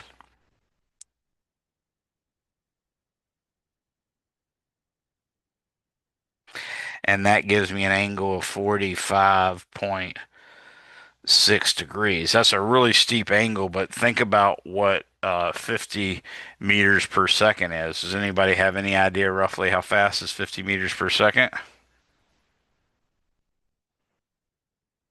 In miles per hour, 50 meters per second is in fact 112 miles per hour.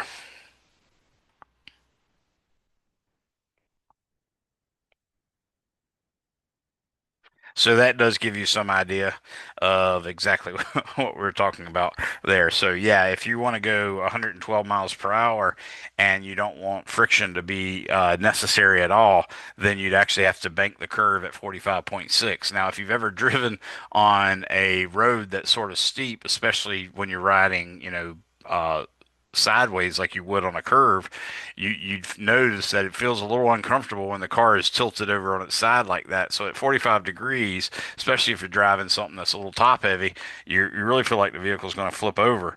But that's what you'd have to do. Not only that, when you do that, if you've now adjusted it so that you don't need any friction for it to keep from slinging outside of the curve and going over the side of the curve.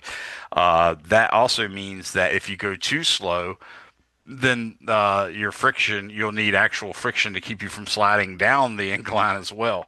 So there's some minimum speed at which you'd have to drive in order to keep that from happening. Anybody have any questions on how we work that one?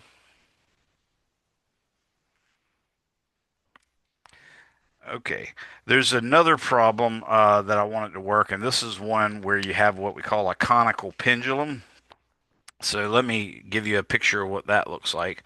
So if you imagine a rope that you tie to the ceiling, say, and you let it sit out at some angle, what's going to happen is with a mass on it like this, what's going to happen is this object is going to go around in a little circle like this, where this angle is also phi. And what we want to do is figure out what is the velocity, the radius, which would be the distance from here to here, and therefore also the distance from here to here is R. So we'd like to know what that R is. What I'm going to assume is that we know the length L, we know the mass, or we know the length L, and we know the mass M. And we also would like to know, let's say, we could work out the tension maybe, but we don't want the period. So the period is the time required for the object to be right here and then to return right here. That's one period. So that's something we want to know as well.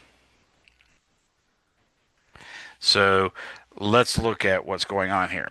So if I look at a free body diagram and I imagine it right here at this particular spot, then what we could see is I'm going to draw a coordinate system to help me here. I'm going to say this is my x-axis, this is my y-axis, this is my mass m. I have acting on this mass m, I have a force that is a tension T, and what I know is this angle is phi. Okay, that also, of course, suggests this angle is phi. What we are assuming we know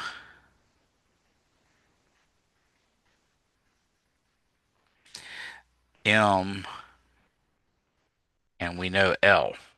Okay, all the other stuff we're going to have to figure out. So the other forces acting, there's the tension, but we also have a force acting in the negative y direction. That force is m times g.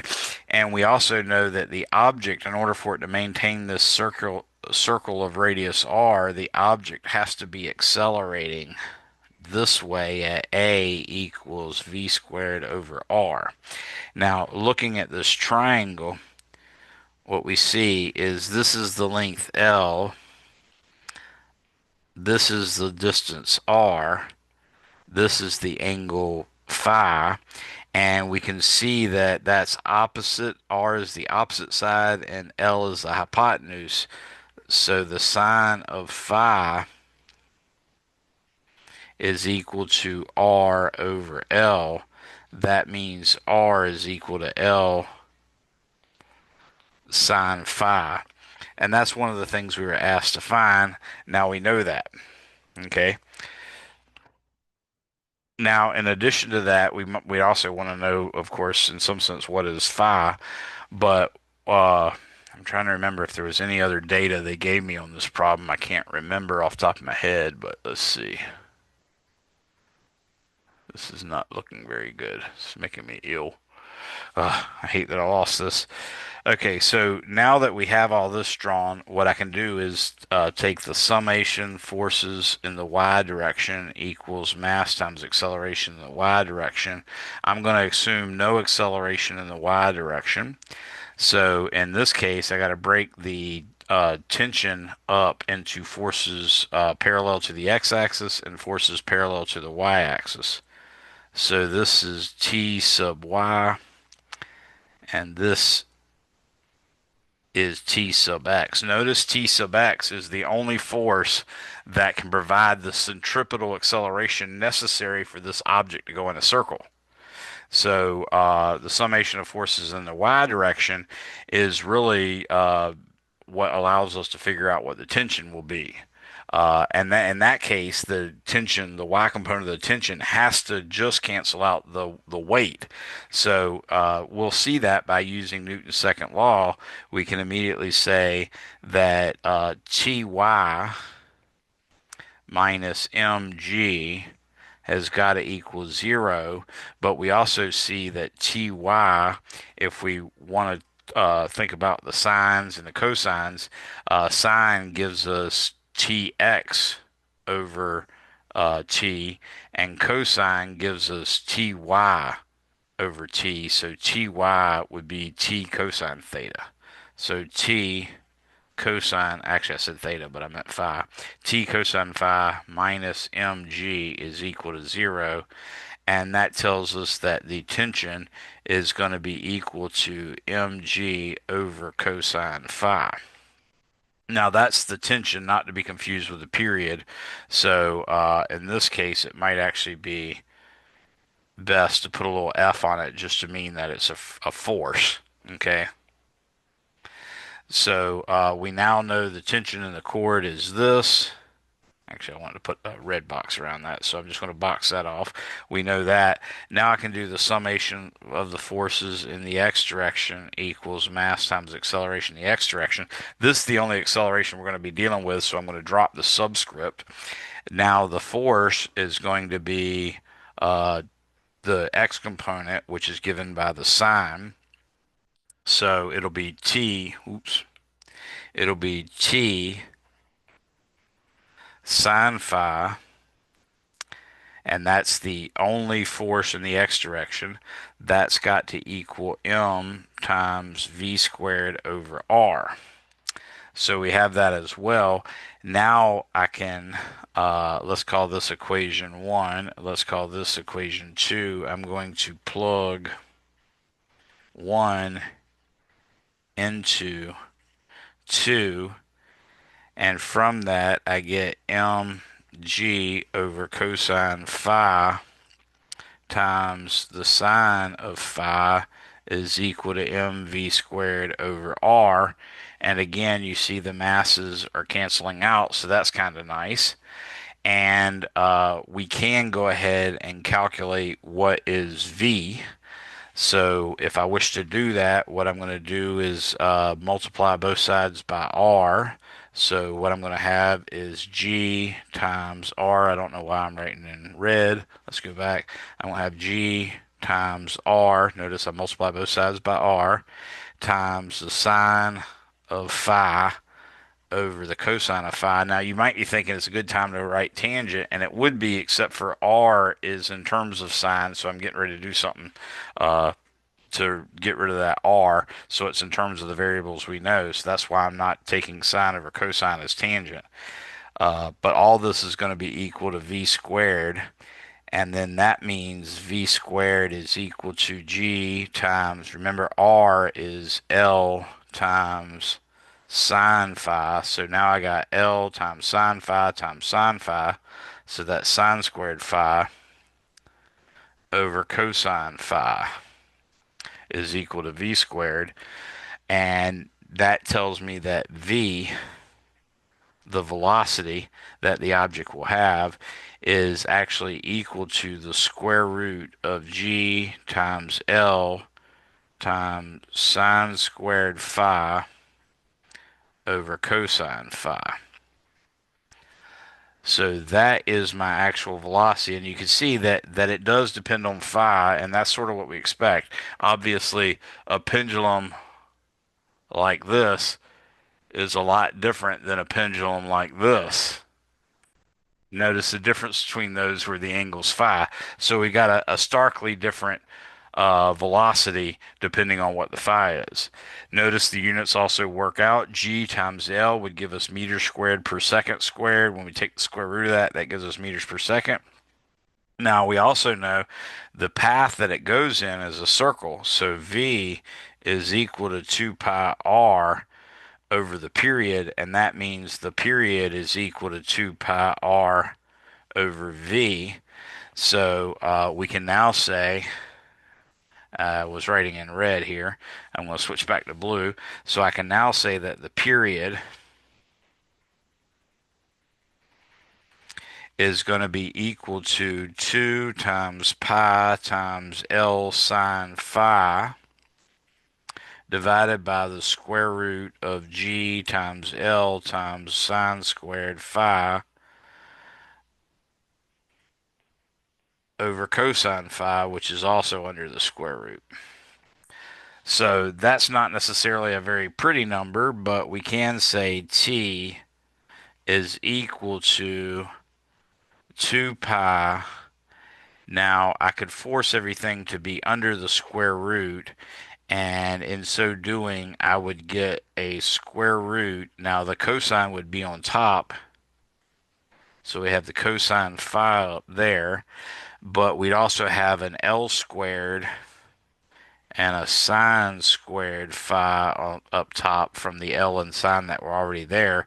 And then at the bottom, we'd have a GL sine squared phi.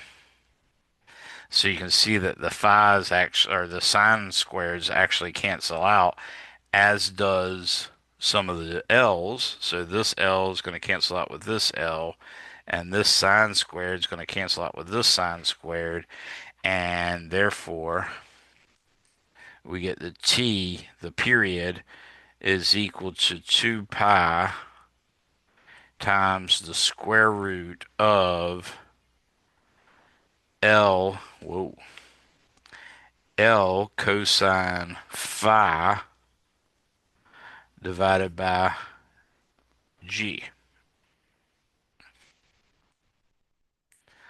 So that's the period of motion for a conical pendulum. Anybody have any questions on that? Notice the L, which would be in units of meters, and the meters per second as G. With G on the bottom, that means the meters are going to cancel out, and you just get square root of second squared for the unit, and that's exactly the unit you expect for the period. So, anybody have any questions on that? That one was sort of a problem from chapter 4 that I would just want to make sure I covered for you guys. Hopefully that makes sense. Does anybody have any questions on this? Because without the proper wording and everything that I had taken time to write, it's a little harder for you to follow what's going on. Uh, so I want to make sure y'all get that. Let's try this. Uh, this might be close enough. I'm trying to look for that problem or a problem like that that your textbook did so I can pull it up and show it to you. Oh, there you go. Let's stop sharing for just a second. Now I'm going to share something else. I'm going to share the screen here.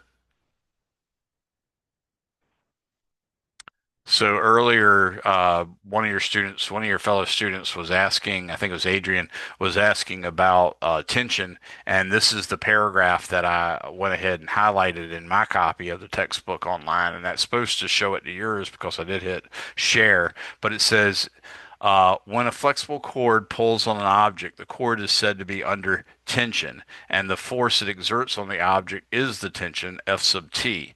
If the cord has negligible mass, the force exerted at one end is transmitted undiminished to each adjacent piece of cord along the entire length to the other end. Why? Because the summation of forces equals mass times acceleration equals zero for the cord if the cord's mass m is zero or negligible, no matter what A is. Hence, the forces pulling on the cord at its two ends must add to be zero. And then they put in parentheses Ft and negative Ft.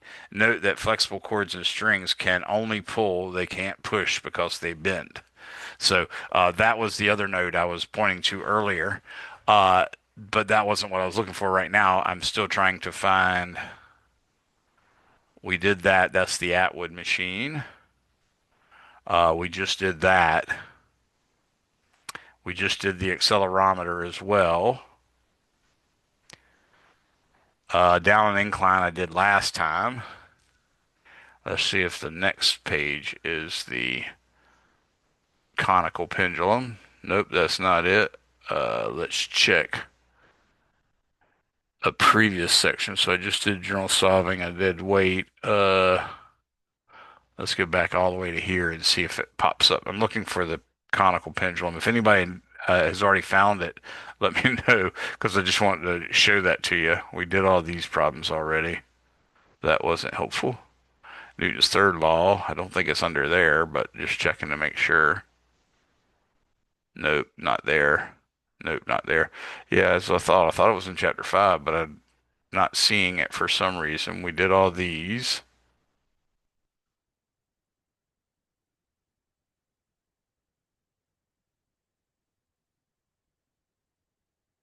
There's that. Oh, I think it's after this, maybe. Let's see.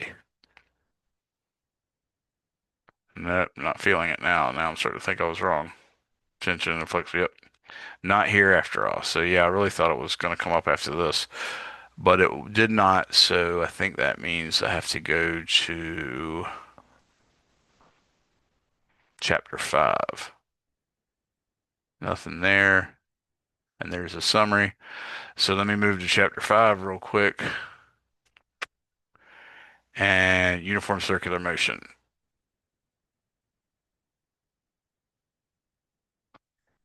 Uh, that's not it, but it should come up here in a second.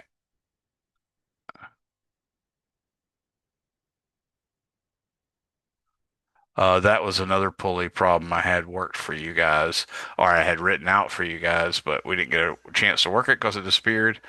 Revolving ball vertically. I definitely recommend you doing that one, example 5, 12, and 513. Ah, here it is.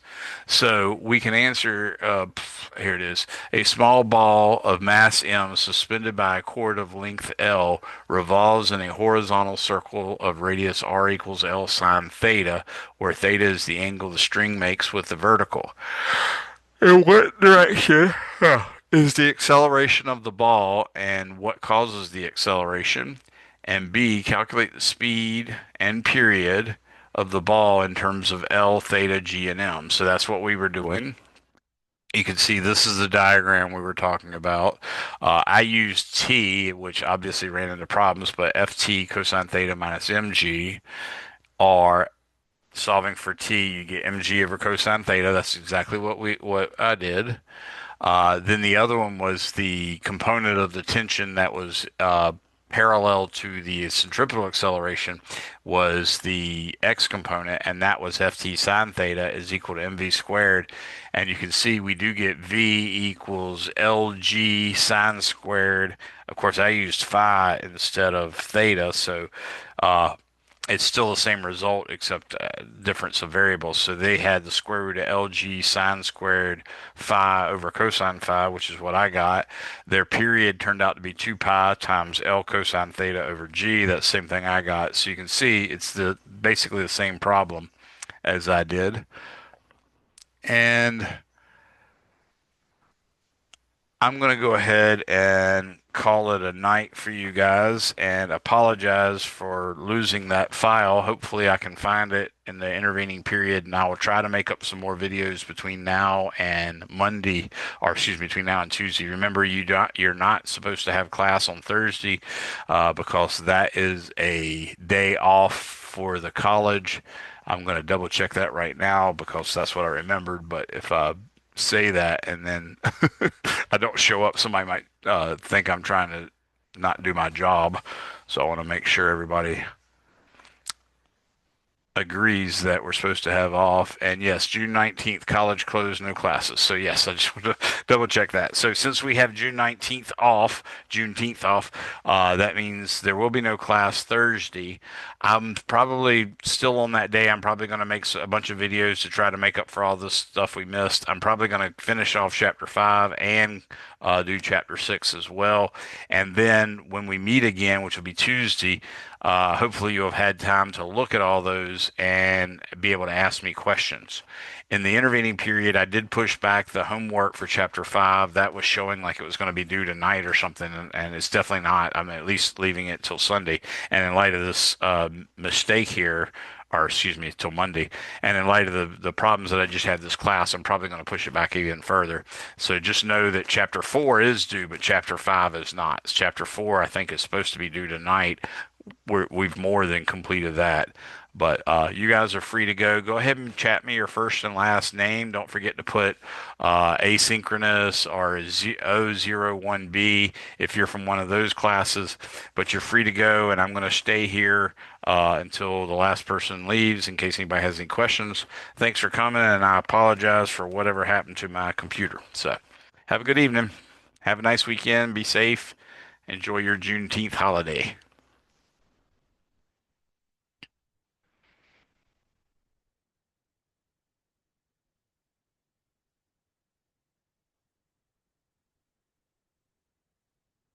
Yeah, chapter 5 is showing today. I haven't changed it yet. I'm changing it right now. I changed it for the Okay. other section, but thank you for that, Okay, Eli. thank God. I was What is about to Andrew? ask about that. Yeah, yeah, I did change it. I hadn't changed it for your section yet, but you're next on the list, so you will be getting it changed in a second. Yep, here I am. Anybody else?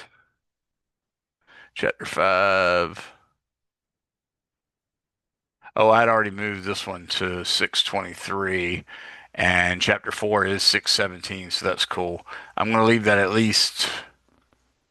You know what? I'm going to push that back to Wednesday for chapter 5 because of the problems I had tonight. I'm going to go ahead and push that back to the 25th for chapter 5. Chapter 6 is showing some weird date, but remember, we haven't even touched chapter 6, so there's no reason for you to think the dates have anything to do with anything. So keep that in mind. Uh, it's just a long process for me to change these dates.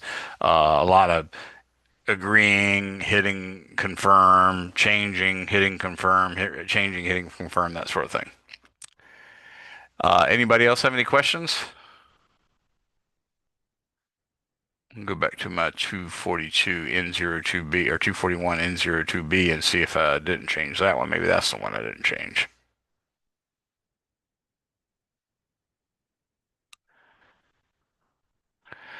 So edit. Chapter 4 is 617. Yep, this one's not changed yet, but I am changing it to the 25th. Changing that to the 25th. All right, so chapter 5 has been changed in N02B as well. Michael, Beth, Andrea, I think I said that right, Andrea. Anybody else have any questions? How about you, Adriel? Haven't seen you in my morning office hours since the last time. You have op afternoon office hours tomorrow?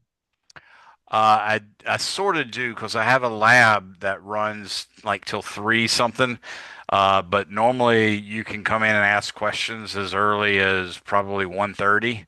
So anytime after 1:30 you can show up there and I might have to step away for a couple seconds, but that's an open hour, open lab time for you if you want. All right, Okay. sounds good. And for the lab 4 and 5 that's due today, since we just got the Logger Pro, are those gonna be pushed back or how is that gonna work? Oh, I just sent out an announcement about that. So I made that one due 6:30 for the analyzing motion one. Does that go for the motion detector and the graph linear graphing? The linear graphing, I think the linear graphing was supposed to be due today because that was from Tuesday of last week, and then motion detector had been set up the week before. So you're talking about motion detector and linear graphing one.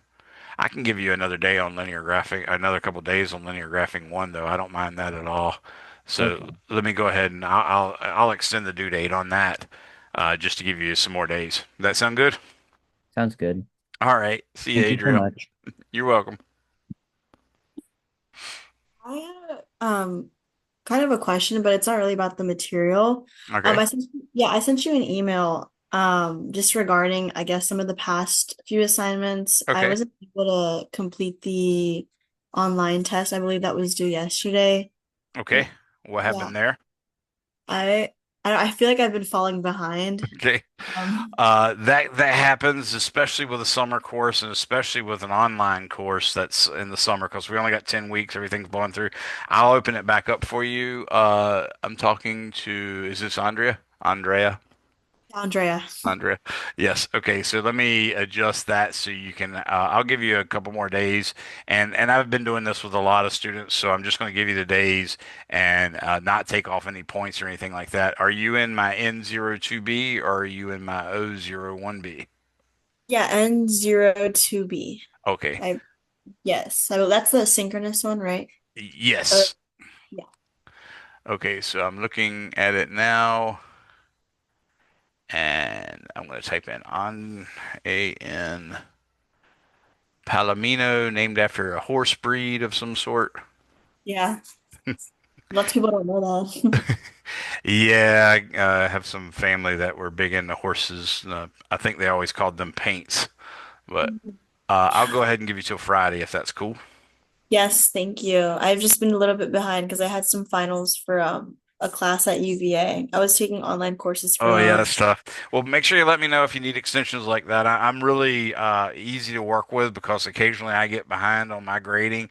So the least I can do is be helpful to you guys when y'all get a little bit behind. So that's what I try to do. So definitely let me know if you ever need that. And generally it doesn't cause any problems. Uh, Yeah. Thank you but so much. you're welcome. Have a good evening. Oh, Oh, sorry. it's I something was else? also wondering, would the practice exam also be open? Let me go ahead and do that too. I think I already did, but just to be careful, I want to make sure I put your name on that as well. I think I've Okay. already got it set to Friday, but that way it'll be certain it will Because be. those are pretty helpful. I remember I did it for the first online exam and I Exactly. That's the main reason I give so many points for people doing it. It's just so they'll be encouraged to do it because it sort of does the same as what I did back when I was in school, which was the instructor might assign three or four problems from a chapter, but you realized really quickly that you were going to die if you only did that many. So, so by doing these practice tests, you guys end up working a ton of problems that are really useful. So, thank good you so much. luck. Thank you. You're Good welcome, night. and I did set it for you, so you now have practice test O2, chapter 3 and 4. Actually, I better do the practice test O1 for you as well, because there's some chapter 1, 2 stuff in there. So I'll set that one back for you as well. Anybody else? Yeah, I have a ton of problems with because I'm also behind on the work. Hmm. So I thought it was two chapters behind with chapter five. Well, luckily we So got a little slow, so because I got a little bit behind, you're not doing as far behind as you think you were. and then I just still had issues with figuring out tension because I kept assuming that it. Okay, no, I haven't assumed it. I just didn't know if it was supposed to be if the summation of all tension forces must be zero. That's sort of what's going on, but most students will not be able to apply that successfully because you've got to apply it as the tension when it's acting on one object acts one direction, but that same tension when it's acting on another object acts a different direction, and it's only when you add those two versions of the tension together that you get zero. Oh God, you have to put two forces. Yeah, so like when I did the inclined plane, we had a mass on the inclined plane and then a tension that was pulling the mass upward. So I would write T pointing up and to the right because it's for the mass on the incline, it's pulling up and to the right. But when I drew the tension for the mass hanging vertically, that tension pointed up, which if you followed it around the actual pulley, you'd see those two tensions running into each other, and therefore that means they're pointing in opposite directions. But that's the way it should Oh be. my God, am I? So I did it in the complete. So I'm just misinterpreting the direction of Yeah, look at the elevator problem in chapter 4 and compare the tension for the elevator and the counterweight on the two different free body diagrams. That'll give it to you. That combined with that paragraph that I just showed you would be the most helpful thing for you to look at. because I think what keeps screwing with me is the conceptual problem with the rope, and it was just two arbitrary points on that rope Hmm. where a rope was being stretched. Yeah, Yeah, I think that was. Yeah, and we generally assume that the rope can't be stretched, but it'll be pulled taut. It'll be pulled tight, Yeah, and it'll then be it's told. like infinitely strong, but zero mass. Yeah, so I was about to say, if the rope is being, if the two ends of the rope are being pulled in opposite directions, then the tension of force at a point. Oh God. Yeah, I did not even remotely understand tension. It's only that it's applying the second law, right? Right, you use it in the second law, but it also, all laws, I mean, all objects obey the third law of Newton as well. So the third law comes into play, and the second law comes into play, and all that good stuff. But generally, it's And the just second used in law can be applying the second reduced to law. the and the second law can be reduced to the first law if it's not moving. Or if the acceleration is zero, it is If essentially the the first okay, law. if the, Yep. yeah, the acceleration is if it's an inertia, then Yep. second law can be reduced to first. I think I emailed you a question about the third law. You did, and I replied to that last night, and I hadn't had a chance yet to look up to make sure, but I think it even applies in non-inertial reference frames, but I needed to verify that, and I haven't done so yet. Oh, there it is. Yeah, if the third law, much like the other two, have to be can only work in inertial reference frames. Right. And actually, the second law works in non-inertial reference frames. There's just some extra work you have to do. We just don't care about it at the moment. Exactly. We just treat that it's not okay. Yeah. Yeah, you'll see it when you take your dynamics equations. You'll have weird little equations like theta double dot and r dot theta dot and stuff like that. And all of those come from basically us treating the coordinate system as if it's non-inertial. Oh my God! It's wait. That's the. Oh God. So just remembering that you said that the tension when an object is hanging from a rope, it's the force. The vector of the tension is pulling up from the Right. object. Oh my God! Is that what? I was looking for something to No, demonstrate with that's it for you, but I don't see anything around my desk for you. But I can it's in probably my help you. it's in my yeah. I'm just looking at the three pictures I sent in the email. Hmm. Just I did not understand tension. I didn't quite understand the free body diagram because I thought if the object does not accelerate, then the summation of forces must be zero. Yes. And that does not mean, by the way, an object moving at a velocity of 30 meters per second. That is still an object with zero acceleration. Yeah, yeah, it's an inertia. I don't know if I got the signs wrong on this one because I swore that was the right one on Yeah, all look, the. like I said, look at the examples, specifically the examples that are like the Atwood machine. So in chapter 4, that was the elevator problem.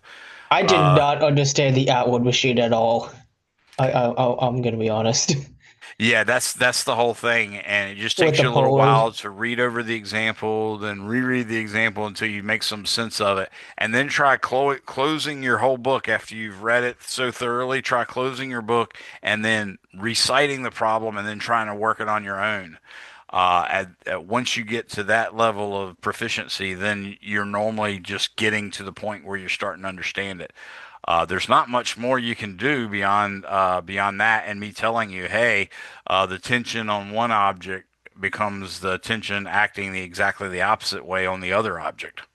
Because I thought it would go in pairs. I thought it would go in pairs with. They go Because in I thought pairs, the but they go in pairs that look like they cancel out. yeah. Uh, oh God. I don't even know what the answer of this last one was at the bottom. How does the tension of the string compare to the weight m2g of the mass? Oh, I didn't even. I thought the first mass mattered. So when you do a I free thought the body mass was. diagram for the hanging mass, like on a Atwood machine, you get M2G minus T Yeah. is equal to M2A. So if you actually solve that for tension, you'd see that the tension is equal to M2A minus M2G. So if the object's accelerating, the tension can be different, but if the object's not accelerating, then the tension is just going to be the weight that's hanging from it. And that's probably the best thing to make you better understand that, oh, this is tension. It's not acting in any way weird because sure enough, if you hang a string and then you tie an object to it, you expect that string to have a force on it that's exactly equal to the object's weight. But as soon as you start to accelerate upward with that string, then that string's tension is going to be the object's weight plus the force required to make that object accelerate, which is m times a. So you'd get mg plus ma for tension. Uh, so if it's accelerating downwards, it's the Then it'd oh be God. subtracting from it. So you're actually doing it Okay, less that's the than part I would have mg. said it adding. where Yeah, the like where you add the mass acceleration with the weight. So like the two vectors are in the same direction. right. So if you hang this string, which is really like a bread tie, okay, if you hang this a mass of let's say 10 newtons, 10 Newton weight from this string, then it's just sitting here. Then the tension in the string is going to be 10 newtons. If I start to lift up, then the tension has to be enough to hold the 10 newtons, but it also has to be enough to make it accelerate. And according to Newton's second law, in order for an object of mass m to accelerate at a rate a, you're going to have a force m times a. So in this case, it's mg plus ma on the way up.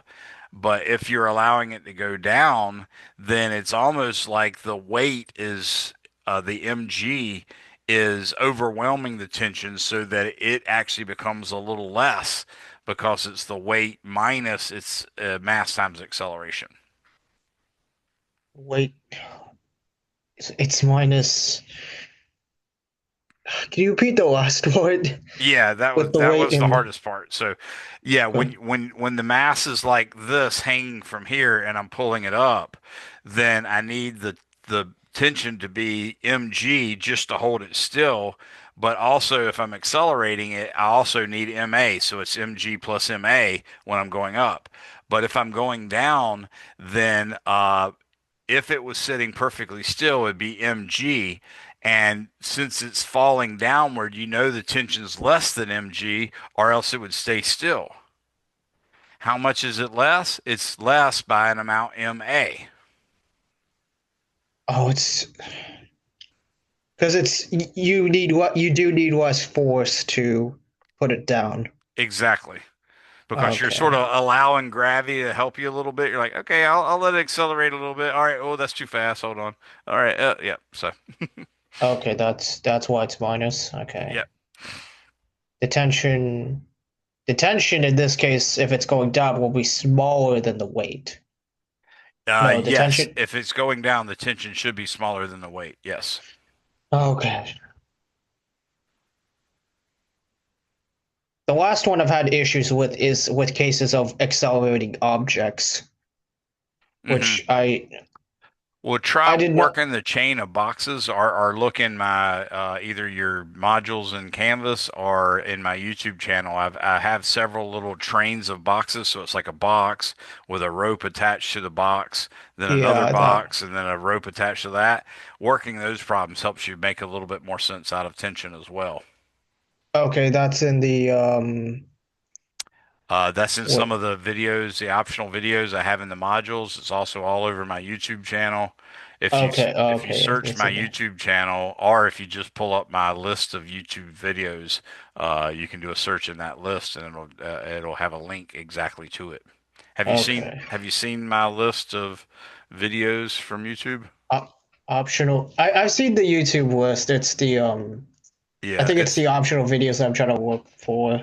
Gotcha. There at the beginning of every module, it just says optional videos, and then there are just a ton of links. So week one has a bunch of videos, week two has a bunch of videos, week three has a bunch of videos. Okay, yeah, and these are just all specific problems of. Yeah, they're in some cases they're whole problems, in other cases they're lectures, so they would be like several problems instead of just one. But like if we're looking at week four, introduction to Newton's laws, that's a whole video, and since it's something so Oh, found it. widespread, Yeah. that would be a whole lecture. And you can see I usually write the word lecture by it. Okay. Yeah, I found the quick chain of boxes. It's all the way at the bottom.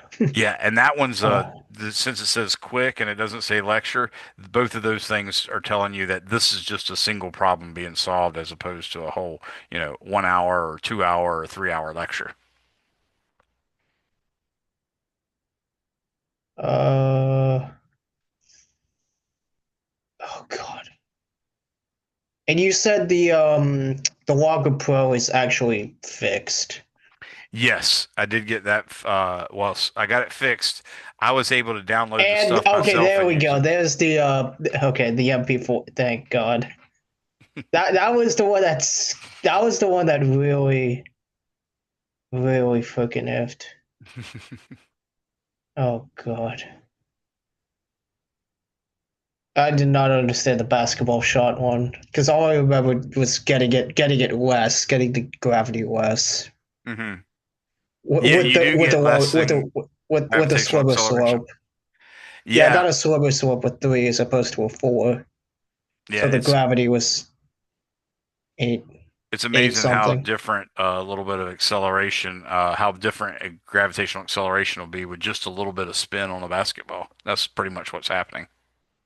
Uh, oh, so it's not like so it's not like an air and plotting points. Yeah, Not so much as air resistance is contributing a little bit, but it's really mostly the spin. You'd be surprised how much a little bit of spin can make a gravitational acceleration change significantly. I mean I understand the concept of rifling, Right. which yeah makes it spin. So yeah, I that's what got used to reduces it from the. ping pong and actually playing pitcher and slow pitch fastball. I mean, slow pitch Uh, softball.